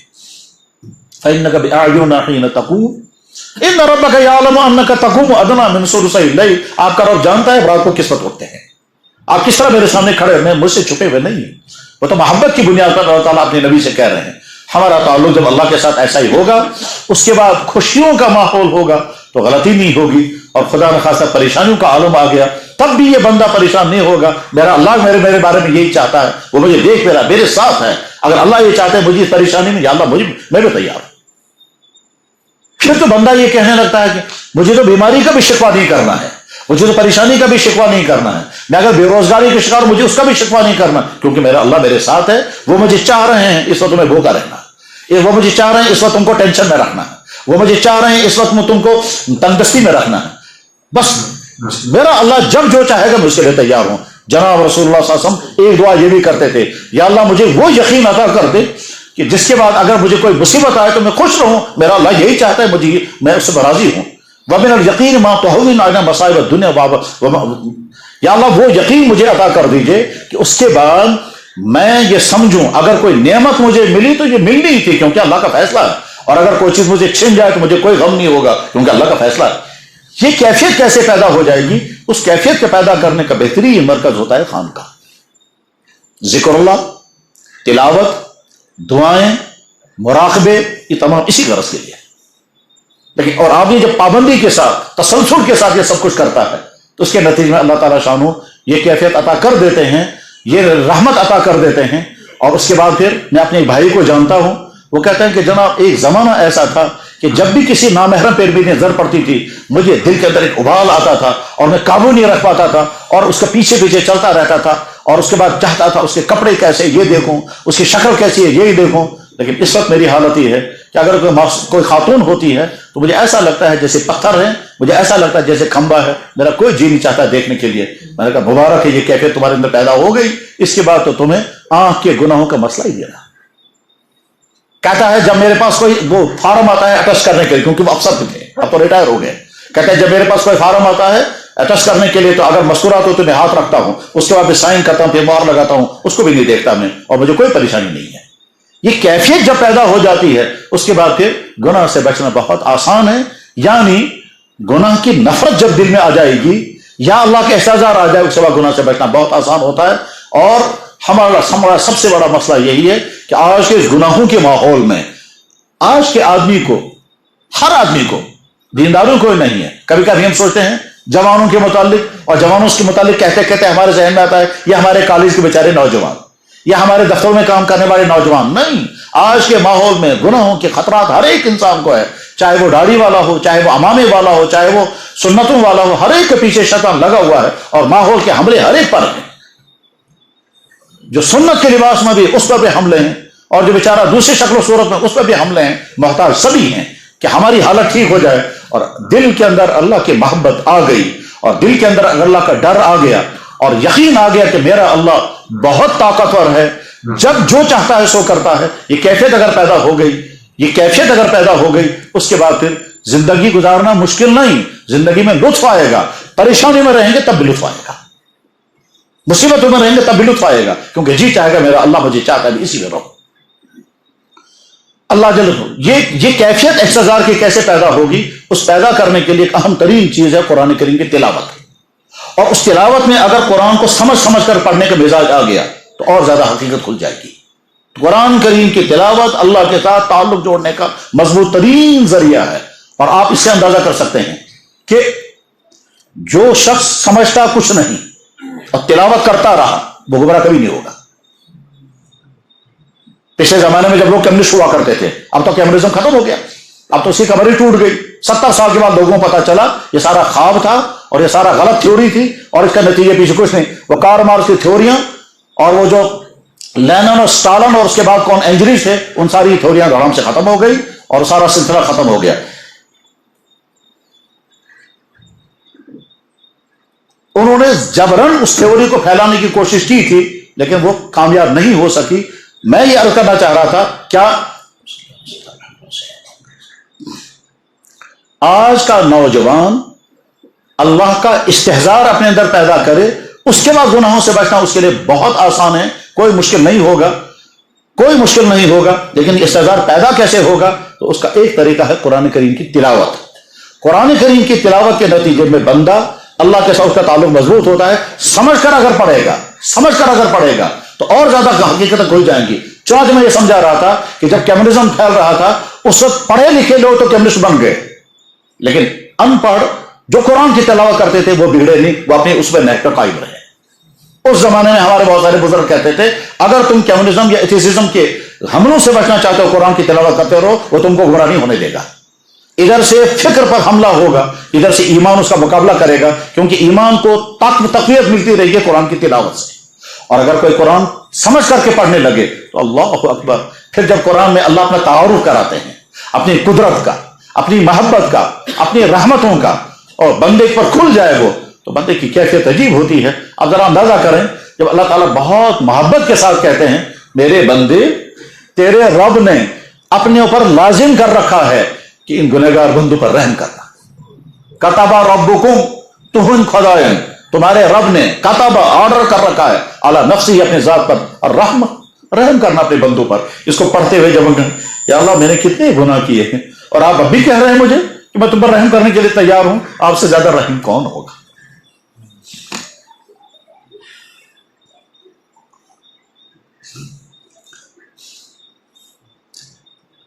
اللہ جب چاہیں جو چاہیں جس طرح چاہیں کر سکتے ہیں. اب یہ بات سمجھنی ہے قرآن میں اللہ جل شانہ طرح طرح سے اس بات کو سمجھاتے ہیں. میں جب چاہوں گا جو چاہوں گا جس طرح چاہوں گا اس طرح کروں گا. تم اس حقیقت کو سمجھنا چاہتے ہو تو اب اس میں طرح طرح کی مثالیں دیں گے، لیکن مثالوں تک پہنچنا ہے. ایک مثال لے لیجیے. فرعون سے یہ کہا گیا کہ بچہ پیدا ہونے والا ہے جو تمہارے زوال کا ذریعہ بنے گا، اور وہ بچہ پیدا ہوگا بنی اسرائیل کے خاندانوں میں. تو فرعون نے اسے آرڈر نکالا، آج کے بعد بنی اسرائیل کے جس گھر میں بھی کوئی بچہ پیدا ہوگا فوراً قتل کر دو. چنانچہ فرعون کے کارندے ہر گھر کی نگرانی کر رہے ہیں. جس گھر میں کوئی خاتون پریگننٹ ہیں اس گھر میں نگرانی شروع ہو گئی. پریگننٹ عورت ہے، کیا بچہ پیدا ہوگا؟ اگر لڑکا پیدا ہو گیا تو فوراً مار دیا، اور بچی پیدا ہوگی تو زندہ چھوڑ دی. یذبحون ابناءهم ویستحیون نساءهم، یقتلون ابناءهم ویستحیون نساءهم. چلو بچہ مار مہم شروع ہو گئی. کیوں صاحب؟ موسیٰ دنیا میں آنے والا ہے، اس کو مارنا ہے وقت سے پہلے. مفسرین نے لکھا ہے کہ 40,000 بچے مار دیے اسی فکر میں کہ موسیٰ زندہ نہیں ہونا چاہیے. اسی بیچ میں موسیٰ علیہ السلام آ گئے دنیا میں. موسیٰ علیہ السلام کی والدہ پریشان ہو گئی، کیا فرعون کے کارندے آئیں گے اور مجھ سے میرا بچہ چھین لیں گے، اور یا تو میرے سامنے بچے کو مار دیں گے یا لے جا کر گردن کاٹ دیں گے. اور اس میں بعض ظالمانہ مزاج کے آدمی بچے سے ماں سے بچہ چھین لیتے تھے اور اس کے سامنے گردن مروڑ دیتے تھے. کیا بیتی ہوگی ان ماؤں پر اس وقت. اور بعض رحم دل ہوتے تھے وہ دور لے جا کر مار دیتے تھے کیونکہ فرعون کا آرڈر تھا. موسیٰ علیہ السلام پیدا ہو گئے، موسیٰ علیہ السلام کی والدہ پریشان ہو گئی. اب کیا ہوگا؟ تو اللہ تعالیٰ فرماتے ہیں میں نے موسیٰ کی والدہ پر وحی کی کہ بچے کو دریا میں ڈال دو. موسیٰ علیہ السلام کی ماں نے بچے کو صندوق میں بھرا اور صندوق میں بھر کر دریا میں ڈال دیا. وَأَوْحَيْنَا إِلَىٰ أُمِّ مُوسَىٰ، ہم نے وحی کی موسیٰ علیہ السلام کی والدہ پر تم یہ کہو فَإِذَا خِفْتِ فَأَلْقِهِ فِي الْيَمِّ، جب تجھے ڈر لگنے لگے کہ فرعون کے لوگ آ جائیں گے اور مار دیں گے، پھل کے دریا میں پھینک دینا۔ بچے کو دریا میں ڈال دیا، اب وہ جا رہا ہے صندوق۔ اللہ تعالیٰ فرماتے ہیں وہ صندوق میں نے دریا کے چلاتے چلاتے جہاں فرعون کا محل تھا، دریا نے صندوق کو کنارے پر پھینک دیا۔ آپ جانتے ہوں گے کہ دریا جب چیزوں کو لے کے چلتا ہے تو آگے چل کر سائڈ پر کرتا رہتا ہے۔ پانی کی خوبی یہ ہے کہ پانی اپنے آپ کو بھی دھوتا ہے، اسی وجہ سے یہاں سے پانی گندا ہوگا اور یہ جہلم جب اوڑی پہنچتا ہے تو وہاں صاف ہو چکا ہوتا ہے، وہ صفائی اپنی کرتا رہتا ہے خود ہی، اور چیزوں کو سائڈ پر پھینکتا ہے۔ یہ دریا کی خاصیت ہے۔ تو دریا نے موسیٰ علیہ السلام جس صندوق میں تھے اس صندوق کو کنارے پر پھینک دیا، محل کے فرعون کے محل کے پاس۔ فرعون نے جب دیکھا تو کارندے کو بھیجا، اس کا وہ صندوق اٹھا کر کے لاؤ۔ اب جب صندوق اٹھا کر کے لایا تو اس میں موسیٰ علیہ السلام زندہ بچہ۔ ان کی کامن سینس تھی کہ کسی ماں نے اپنے بچے کو دریا میں ڈال دیا ہے بچانے کے لیے، لہذا فرعون نے کہا فوراً قتل کر دو اس کو۔ لیکن اللہ تعالیٰ فرماتے ہیں کہ میں نے فرعون کی بیوی کے دل میں اس بچے کی محبت ڈال دی، اور اس نے کہا خبردار اس کو ہاتھ مت لگانا، ہو سکتا ہے یہ قرۃ عین لی ولک، یہ تیرے لیے اور میرے لیے آنکھوں کی ٹھنڈک بن جائے گا۔ شوہر نے کہا تیرے اور میرے آنکھوں کی ٹھنڈک کہاں، ہو سکتا ہے یہی موسیٰ ہوگا جس کو مارنے کے لیے ہم بچے مار مشہم۔ اس نے کہا یہ کہاں ہوگا موسیٰ۔ بہرحال اس نے گلے سے لگایا بچے کو، اور فرعون کہتا ہے مار دو، وہ کہتا ہے ہرگز نہیں۔ ماں مقابلے میں آ گئی، اور سب لوگ جانتے ہیں کہ بیوی سے لڑنا آسان نہیں ہوتا، یہاں بڑے بڑے بادشاہ بھی بیٹھ جاتے ہیں۔ ٹھیک، جناب والا بچہ محفوظ ہو گیا۔ اب ڈھونڈا جا رہا ہے کسی ایسی خاتون کو جو خاتون بچے کو دودھ پلائے، کیونکہ وہاں ہزاروں عورتیں تھیں جن کے بچے مارے جا چکے تھے، ان کی چھاتی میں دودھ تھا۔ ایک ایک عورت کو لایا جا رہا ہے، بچے کو پکڑایا جا رہا ہے، لیکن بچہ کسی کی چھاتی نہیں پکڑتا، دودھ نہیں پیتا ہے۔ موسیٰ علیہ السلام کی والدہ نے اپنی بیٹی سے کہا تم دیکھو بچہ کہاں چلا گیا۔ بیٹی نے آ کر کے جواب میں کہا کہ وہ بچہ فرعون کے محل میں چلا گیا۔ تو موسیٰ علیہ السلام کی والدہ پریشان ہو گئی، خدایا جہاں سے قتل کا آرڈر نکل رہا ہے میرا بچہ وہیں پہنچ گیا، کہیں اور ہوتا تو بچنے کے چانسز تھے، یہاں تو بچنے کو کوئی چانس نہیں، وہ آرڈر تو وہیں سے نکل رہا ہے، تو کہاں زندہ ہوگا وہ۔ دوسرے دن یا تیسرے دن اپنی بیٹی سے کہا بیٹی جا کے دیکھو بچے کا کیا ہوا۔ تو بیٹی نے کہا اماں جان بادشاہ کے محل میں مجھے کون جانے دے گا۔ انہوں نے کہا کوشش کرو۔ جب وہ محل کے پاس چلی گئی تو وہاں دیکھا اس نے عورتیں لائی جا رہی ہیں تاکہ کسی بچے کا دودھ، کوئی کسی عورت کی چھاتی یہ بچہ پی لے، مگر کسی نے، تو یہ بچی بھی اندر چلی گئی۔ اس نے دیکھا، اور دیکھنے کے بعد پھر ان سے کہتی ہے ایک خاتون ایسی ہے، امید ہے کہ اس کی چھاتی یہ پکڑ لے گا، اس کے پیشان سے شاید دودھ پی لے گا۔ وہ تھے پریشان، انہوں نے کہا جلدی بتاؤ کہاں ہے یہ عورت۔ چنانچہ اس کے گائیڈنس میں لوگ آئے اور موسیٰ علیہ السلام کی والدہ کو لے کر کے گئے۔ اب یہ بہت نازک مرحلہ تھا۔ موسیٰ علیہ السلام کی والدہ پہنچی، سیدھی بات ہے جب ماں کئی دنوں کے بعد اپنے بچے کو دیکھے گی اور ساتھ میں یہ سمجھے کہ میں نے موت کے مرحلوں سے گزر کر کے بچہ میرا زندہ ہے، یہ دریا میں ڈالا گیا تھا وہاں بھی سے زندہ نکل آیا، فرعون کے محل میں رہا ہے، اس کو مارا نہیں ہوا بھی زندہ ہے، تو بے قرار ہو کر وہ فوراً بچے کو جپٹ پڑتی اور کہتا ہے میں نے گھبرا میرے بچے۔ اگر یہ کرتی وہ تو فرعون کو فوراً سمجھ میں آ جاتا ہے اسی کا بچہ ہے۔ اللہ تعالیٰ فرماتے ہیں وَرَبَطْنَا عَلَىٰ قَلْبِهَا، موسیٰ علیہ السلام کی والدہ کو ہم نے پکڑ کر کے رکھا، خبردار بے قراری مت کرنا، خبردار بے قراری مت کرنا ورنہ وہ ان کو شک ہو جائے گا۔ اب یہ عورت اندر آئی ہے، بڑی بے نیازی کے ساتھ ٹیڑھی نظریں بچے کو دیکھی، اندر سے خوش میرا بچہ ہے، زبان سے کہتی جیسا ہے ہی نہیں کوئی، کیا حکم ہے؟ اس نے کہا یہ بچہ ہے، یہ کسی کا دودھ نہیں پیتا، تم اٹھاؤ، ہو سکتا ہے تمہارا دودھ پیے گا۔ اندر محبتوں کا طوفان ہے اور ظاہر میں اعراض کے ساتھ، اگنورنس کے ساتھ بچے کو اٹھایا، لگایا اپنی چھاتی کے ساتھ، اس نے کھٹا کھٹ پینا شروع کر دیا۔ فرعون خوش ہو گیا، اس کی بیوی آسیہ خوش ہو گئی۔ اب فرعون سے آرڈر نکالا اس بچے کی حفاظت تمہاری ڈیوٹی ہے، اس بچے کے تمام خرچے ہم سے ہی لینا، اور روزانہ نگرانی ہوتی رہے کہ ہمارے پولیس والے تمہاری نگرانی کریں گے، بچے کو تکلیف نہیں۔ ٹھیک، اب موسیٰ علیہ السلام کی والدہ اپنے بچے کو لے کر آ رہی ہے، اللہ تعالیٰ فرماتے میں یہ کر رہا ہوں۔ جب قرآن انسان پڑھتا ہے تو اللہ کی معرفت حاصل ہوگی، تو معرفت خداوندی حاصل ہونے اور استحضار ہونے کا حاصل ہونے کا ایک ذریعہ قرآن کریم تلاوت، اور اگر فہم کے ساتھ اور زیادہ اچھا۔ یہ جو ذکر اللہ کرایا جاتا ہے، طرح طرح کے ذکر، اس کا مقصد بھی یہی ہوتا ہے کہ بندے کا دل گناہوں سے صاف ہو جائے، ضربیں لگا لگا کر پاک ہو جائے۔ اس کے بعد پھر اللہ کا نور، اللہ کی محبت جب دل میں آئے گی تو پھر آدمی ہر وقت سوچے گا۔ مراقبے اسی لیے برس کر آتے ہیں کہ مراقبے کا مطلب تم بیٹھو سوچو اللہ نے کیا کیا نعمتیں عطا کی، جب بیٹھ کر سوچیں گے اللہ مجھے انسان بنایا، آنکھ بھی دی، کان بھی دیے، بہرا نہیں بنایا، جوانی دی، حسین بنایا، والدین بھی ہیں, گھر بھی ہیں, میں پڑھ بھی رہا ہوں, کتنا انٹیلیجنٹ ہوں میں, یہ ساری چیزیں مجھے عطا کی. دیکھو فلانا کیسا ہے, مجھے ویسا نہیں بنایا, اور فلاں ایسا ہے, مجھے ویسا بھی نہیں بنایا. پھر مجھے ایمان, یہ سوچتے رہیں, اس کے بعد فون کیا, یا اللہ آپ کتنے بڑے ہیں, آپ کی کس کس احسان کا میں انکار کروں. یا اللہ کو اتنی طاقت ہے, فرعون کو تباہ کیا, نمرود کو تباہ کیا, ابو جہل کو تباہ کیا, فلانے کو یہ حال کر دیا. میں نے اپنی آنکھ غلط استعمال کی ہے, اللہ کو طاقت تھی میری آنکھ چھین لیتا, مگر چھینی نہیں. میں نے گانے سنے ہیں, اللہ کو طاقت تھی میرے کانوں میں کچھ ہو جاتا. میں نے اپنے دل میں برے خیالات رکھے اور فلاں عورتوں کے متعلق سوچتا رہا, مزہ اٹھاتا رہا, ایسا ہوتا ہارٹ اٹیک کر دیتا, مگر ایسا کچھ نہیں کیا. یا اللہ آپ نے کتنا رحم مجھ پر فرمایا, میں آپ سے معافی مانگتا ہوں. یہ جو کیفیت طاری ہوتی ہے تو اللہ کا تعلق مضبوط سے مضبوط تر ہوتا ہے.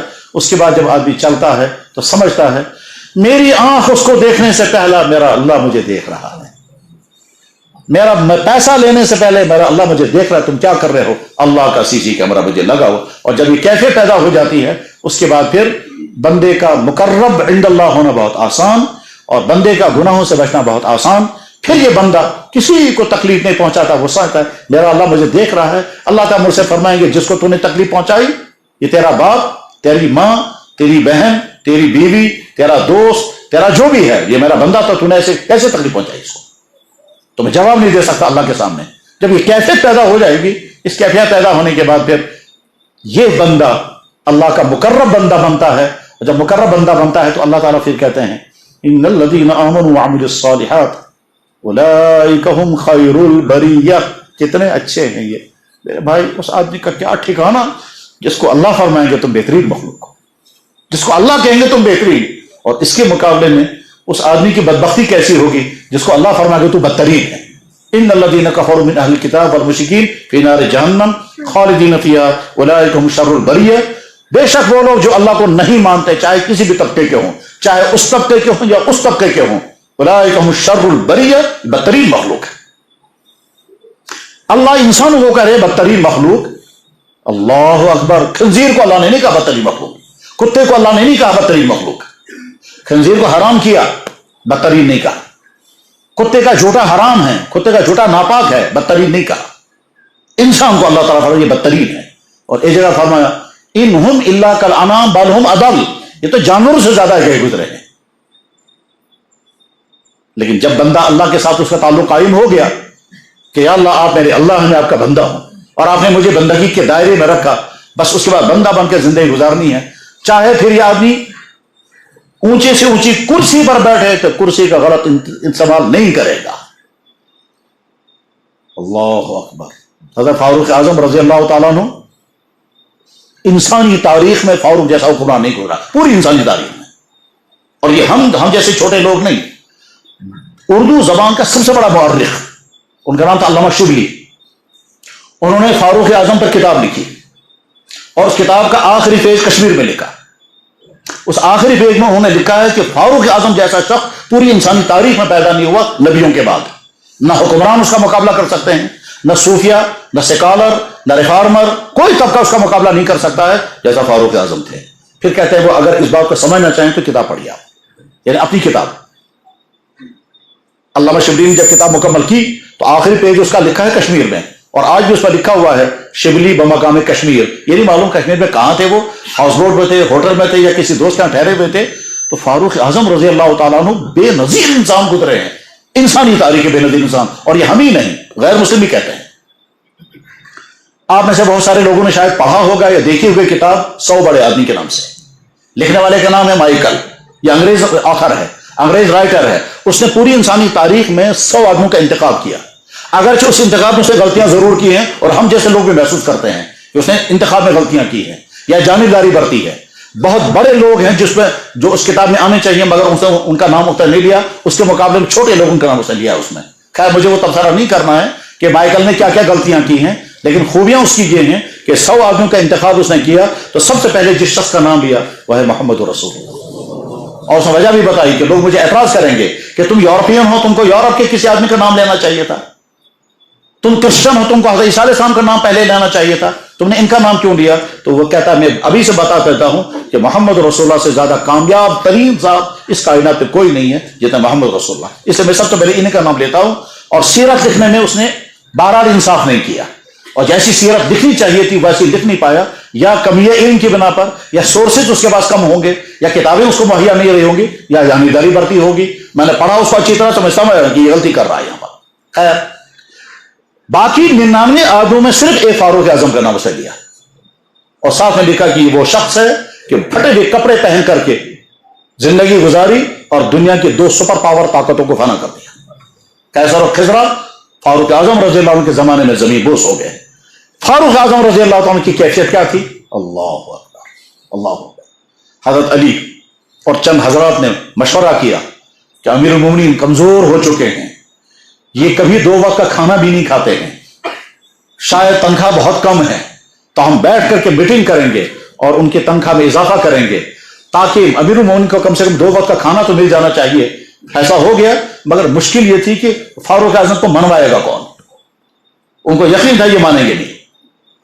انہوں نے کہا بھائی ایک ہی شکل ہے، وہ یہ کہ ہم حضرت حفصہ سے جا کر کے کہیں گے. حضرت حفصہ فاروق اعظم کی بیٹی ہیں اور جناب رسول اللہ صلی اللہ علیہ وسلم کی بیوی ہیں، تو حفصہ کی بات تو ماننی پڑے گی کیونکہ وہ ام المومنین ہیں، اگرچہ ان کی بیٹی ہیں مگر ہیں حضور کی بیوی، تو بیوی ہونے کے ناطے وہ خود ان کا احترام کرتے ہیں اور ام المومنین کہہ کر کے سلام کرتے ہیں، لہذا ان کی بات ضرور مانیں گے. تو حضرت علی اور چند دوسرے حضرات حضرت حفصہ کی خدمت میں پہنچے، کہا ام المومنین السلام علیکم، ہم حاضر ہوئے ہیں اس لیے کہ امیر المومنین کے کھانے پینے کا انتظام ٹھیک نہیں ہے اور ان کو بھوکا رہنا پڑتا ہے، لہذا اور فاقہ کشی کا زمانہ ہے، اس لیے ہم ان کی تنخواہ میں تھوڑا اضافہ کرتے ہیں، سرکاری خزانے سے اتنا زیادہ ہو جانا ملنا چاہیے، مگر منوانا مشکل ہے، آپ کی بات مان لیں گے، آپ ان سے کہیں. حضرت حفصہ نے کہا بہت اچھا. چنانچہ حضرت فاروق اعظم کی خدمت میں بیٹی حاضر ہوئی، اور جب بیٹی حضرت فاروق اعظم فوراً کھڑے ہو گئے کیونکہ بیٹی آئی ہے مگر ام المومنین ہے. اب حضرت حفصہ نے کہا ابا جان آپ کی جسمانی حالت کتنی کمزور ہے، رنگ پیلا ہو چکا ہے، آپ چل بھی نہیں پا رہے ہیں کیونکہ ہمیں معلوم ہے کہ آپ کو پیٹ بھر کر کے کھانا نہیں مل رہا ہے. کب کی بات ہے یہ؟ جب آدھی دنیا پر فاروق اعظم کی حکومت چل رہی تھی. افغانستان، ایران، عراق، سنٹرل ایشیا کی تمام ریاستیں، پورے عرب ممالک، ساؤتھ افریقہ نہیں، نارتھ افریقہ کے اکثر ملک جس میں ایجپٹ بھی ہے، اور آگے مراکش تک. میپ آپ دیکھیں گے، جغرافیہ اگر پڑھا ہوگا تو میپ آپ دیکھیں گے، وہاں سمجھ سکیں گے کہاں سے لے کر کہاں تک فاروق اعظم کی حکومت تھی. اور اگر سادہ لفظوں میں سمجھنا چاہیں تو یوں سمجھیے کہ آج کا نیپال، بنگلہ دیش، ہندوستان، پاکستان اور برما، ان 5 ملکوں کا جتنا ایریا بنے گا اتنا بڑا فاروق اعظم کا ایک صوبہ تھا، اور اس جیسے 8 صوبے فاروق اعظم کی کنٹرول میں تھے اور اکیلا حکمران. اس وقت فاروق اعظم کے گھر کی حالت یہ ہے کہ 2 وقت کا کھانا میں. بہرحال حضرت حفصہ رضی اللہ عنہ عرض کیا کہ حضرت فیصلہ ہوا ہے کہ آپ کی تنخواہ میں تھوڑا اضافہ کیا جائے اور بیت المال سے آپ کو ملے گا. تو فاروق اعظم نے کہا حفصہ کیا مدینے کے ہر گھر میں 2 وقت کا کھانا مل رہا ہے؟ انہوں نے کہا نہیں. کہا جب تک مدینے کے ہر گھر میں 2 وقت کا کھانا نہیں آئے گا فاروق تمہارا یہ کھانا، تمہاری یہ تجویز کو تسلیم نہیں کر سکتا، عمر تمہاری یہ تجویز نہیں مان سکتا، انسانی تاریخ میں مل نہیں سکتا. پھر کیا؟ انہوں نے کہا نہیں کوشش کریں گے ہر کا گھر میں مولے گا. تو انہوں نے کہا عمر اپنے اللہ کو کیا جواب دے گا جب اللہ مجھ سے پوچھیں گے عمر تم نے 2 وقت کا پیٹ بھر کر کے کھانا کھایا تھا، ہر گھر میں 2 وقت کا کھانا ہے، تو تم نے کیسے کھایا تھا؟ میں اپنے اللہ کو کیا جواب دوں گا؟ بس جب اللہ کے استحضار بندوں کے اندر آتا ہے اس کے بعد پھر انسان کی زندگی کہیں غلطی نہیں کر سکتی. جناب کرسی پر بیٹھ کر بھی یہ غلطی نہیں کرے گا، خزانے ہاتھ میں ہوں گے تو غلطی نہیں کرے گا، جوانی ہوگی خواتین کے مجمع میں رہ کر بھی یہ غلطی نہیں کرے گا، کیونکہ وہ جانتا ہے میرا اللہ مجھے دیکھ رہا ہے اور میرا اللہ مجھے دیکھ رہا ہے. خوشیاں آئیں گی تو اترائے گا نہیں اور پریشانی آئیں گے تو گھبرائے گا نہیں، ہر وقت سوچے گا میرا اللہ میرے ساتھ ہے، میرا اللہ مجھے دیکھ رہا ہے، مجھے اپنے اللہ پر بھروسہ، مجھے اپنے اللہ کا تعلق، میں اللہ سے چھپ نہیں سکتا. اللہ وَهُوَ مَعَكُمْ أَيْنَمَا كُنْتُمْ، تم جہاں رہو گے میں تمہارے ساتھ ہوں. پھر جب اللہ محبت کے ساتھ کہے کہ میرے بندے تو کیوں مایوس ہے، میں تیرے ساتھ ہوں، میرے بندہ تو کیوں افسوس میں ہے، تو کیوں غم میں ہے، میں تیرے ساتھ ہوں، میرے بندہ میں چاہتا ہوں تو اسی غم میں تھوڑی دیر رہے. اس کو بھی میں تھوڑا سا واضح کرتا ہوں. کبھی کبھی بندے دعا کرتے ہیں تو یوتح کال کو دعا کرنا خدا جن بوزن، ایسا نہیں. کبھی اللہ جل شانہ بلکہ اکثر اللہ تعالیٰ شانہ دعا جلدی قبول نہیں کرتے ہیں. مقصد ہوتا ہے بندہ مجھ سے اٹیچ رہے، اور اگر میں نے پہلے ہی دن ہی قبول کر لی یہ بھول جائے گا.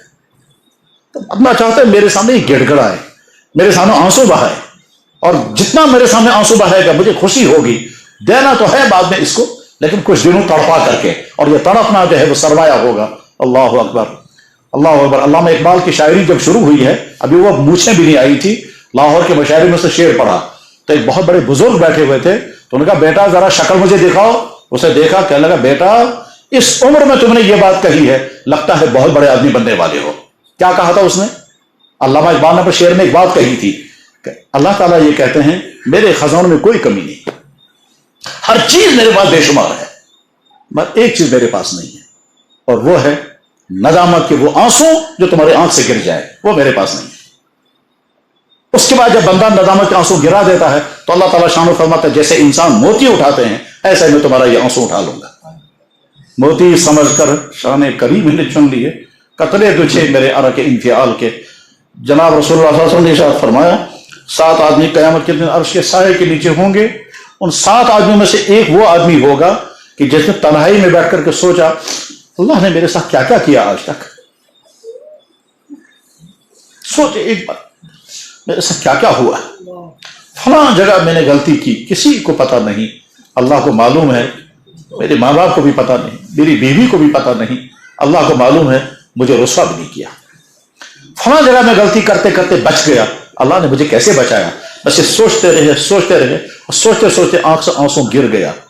تو بس اللہ تعالیٰ فرمایا تم بھی قیامت کے دن عرش کے سائے کے نیچے ہوں گے. قال رسول اللہ صلی اللہ علیہ وسلم 7 فی ظل العرش یوم لا ظل الا ظل عرشہ. 7 آدمی قیامت کے دن عرش کے سائے کے نیچے ہوں گے جس دن کوئی سایہ نہیں ہوگا سوائے عرش کے سائے کے. ان میں سے ہے رجل ذکر اللہ خالیا ففاضت عیناہ, وہ انسان جیسے تنہائی میں اللہ کو سوچا, اللہ کی رحمت, اللہ کی قدرت, اللہ کی عنایت, اللہ کی مہربانیاں سوچتا رہا جو مجھے ملی ہے, سوچتا رہا پھر آنکھ کا آنسو گر گئے. تو یہ آدمی بھی قیامت کے دن عرش کے سائے کے لیے زندگی میں کو ضرور کوشش کرنی چاہیے. کبھی تنہائی میں بیٹھ کر کمرے کو اندھیرا کر دیں, اندھیرا کر کے بھی 2 رکعت نماز پڑھ کر بھی سوچیں یا اللہ یہ بھی تو ہو سکتا تھا, آپ نے ایسا نہیں کیا, یہ بھی تو ہو سکتا تھا, آپ نے ایسا بھی نہیں کیا, یہ بھی تو میرے ساتھ ہو سکتا تھا, فلاں کے ساتھ ہوا مگر ایسا بھی نہیں ہوا, فلاں کو یہ ہوا میرے ساتھ نہیں ہوا. یا اللہ یہ سب آپ کی مہربانیاں ہیں, اور یہ کہہ کر کے میں آپ کا شکر ادا کرتا ہوں. اور کہتے کہتے اگر آنکھ سے آنسو گر گئے تو آپ کو میڈل مل گیا. کون سا میڈل؟ قیامت کے دن عرش کے سائے کے نیچے ہوں. اللہ ان باتوں کہنے والے کے لیے بھی اور آپ سننے والے بھائیوں کے لیے بھی ہدایت پر جمنے کا, ایمان کے پختہ ہونے کا, تعلق مع اللہ مضبوط ہونے کا, اور اللہ کی معیت کا استحضار پیدا ہونے کا ذریعہ بنائے. وآخر دعوانا ان الحمدللہ رب العالمین برحمتک یا ارحم الراحمین. میں درخواست کروں گا کہ اس طرح کی اصلاحی مجلسوں میں بہت شوق کے ساتھ شریک ہونا چاہیے اور محسوس کرنا چاہیے کچھ نہ کچھ فائدہ ضرور, اور محسوس ہوگا. جب آپ آئیں گے تو آپ کی کیفیت کچھ اور ہوگی, جب آپ واپس نکلیں گے تو آپ کی کیفیت کچھ اور ہوگی. حالانکہ اعمال کچھ بھی نہیں کیا ابھی, اب تو صرف باتیں ہوئی ہیں, اور وہ بھی ہم جیسے ناقص انسانوں سے. لیکن اگر اہل اللہ ہوں اور ان کے دل سے نکلی ہوئی باتیں ہوں, اس کے اثرات کچھ اور ہوں گے. اور اس کے بعد پھر جب آپ بیٹھ کر ذکر کریں گے, تلاوت کریں گے, دعائیں کریں گے, تو کہیں سے کہیں پہنچ سکتے ہیں, کہیں سے کہیں پہنچ سکتے ہیں. اس لیے ان مجالس کی قدر کریں, طلب کے ساتھ, شوق کے ساتھ, استحضار کی کیفیت کے ساتھ, اور دماغ کو تمام تفرقہ سے نکال کر اپنی زمین کو نرم بنا کر کہ اللہ یہ رحمتیں برسیں گی, کس کو کیا ملے گا, مجھے بھی اپنی محبت, اپنا تعلق, اپنا استحضار نصیب کر دیجیے. زندگی تو گزارنی ہے, زندگی کے ہر میدان میں پہنچنا ہے, کالج بھی, دفتر بھی, کوچنگ سینٹر بھی, بازار بھی, مال میں بھی, گھر میں بھی, فنکشنوں میں بھی جانا ہے. یا اللہ آپ کی محبت ساتھ ہوگی, اور آپ کا ڈر ساتھ ہوگا, اور آپ کا ساتھ ہوگا, آپ کی معیت ساتھ ہوگی, تو میں کہیں نہ بگڑوں گا نہ پھسلوں گا, ہر جگہ آپ کی نگرانی میں رہوں گا. اور اگر ہم اللہ کی نگرانی میں رہنے میں کامیاب ہو گئے تو پھر نعمتیں ہی نعمتیں ہیں. وآخر دعوانا ان الحمدللہ رب العالمین برحمتک یا ارحم الراحمین.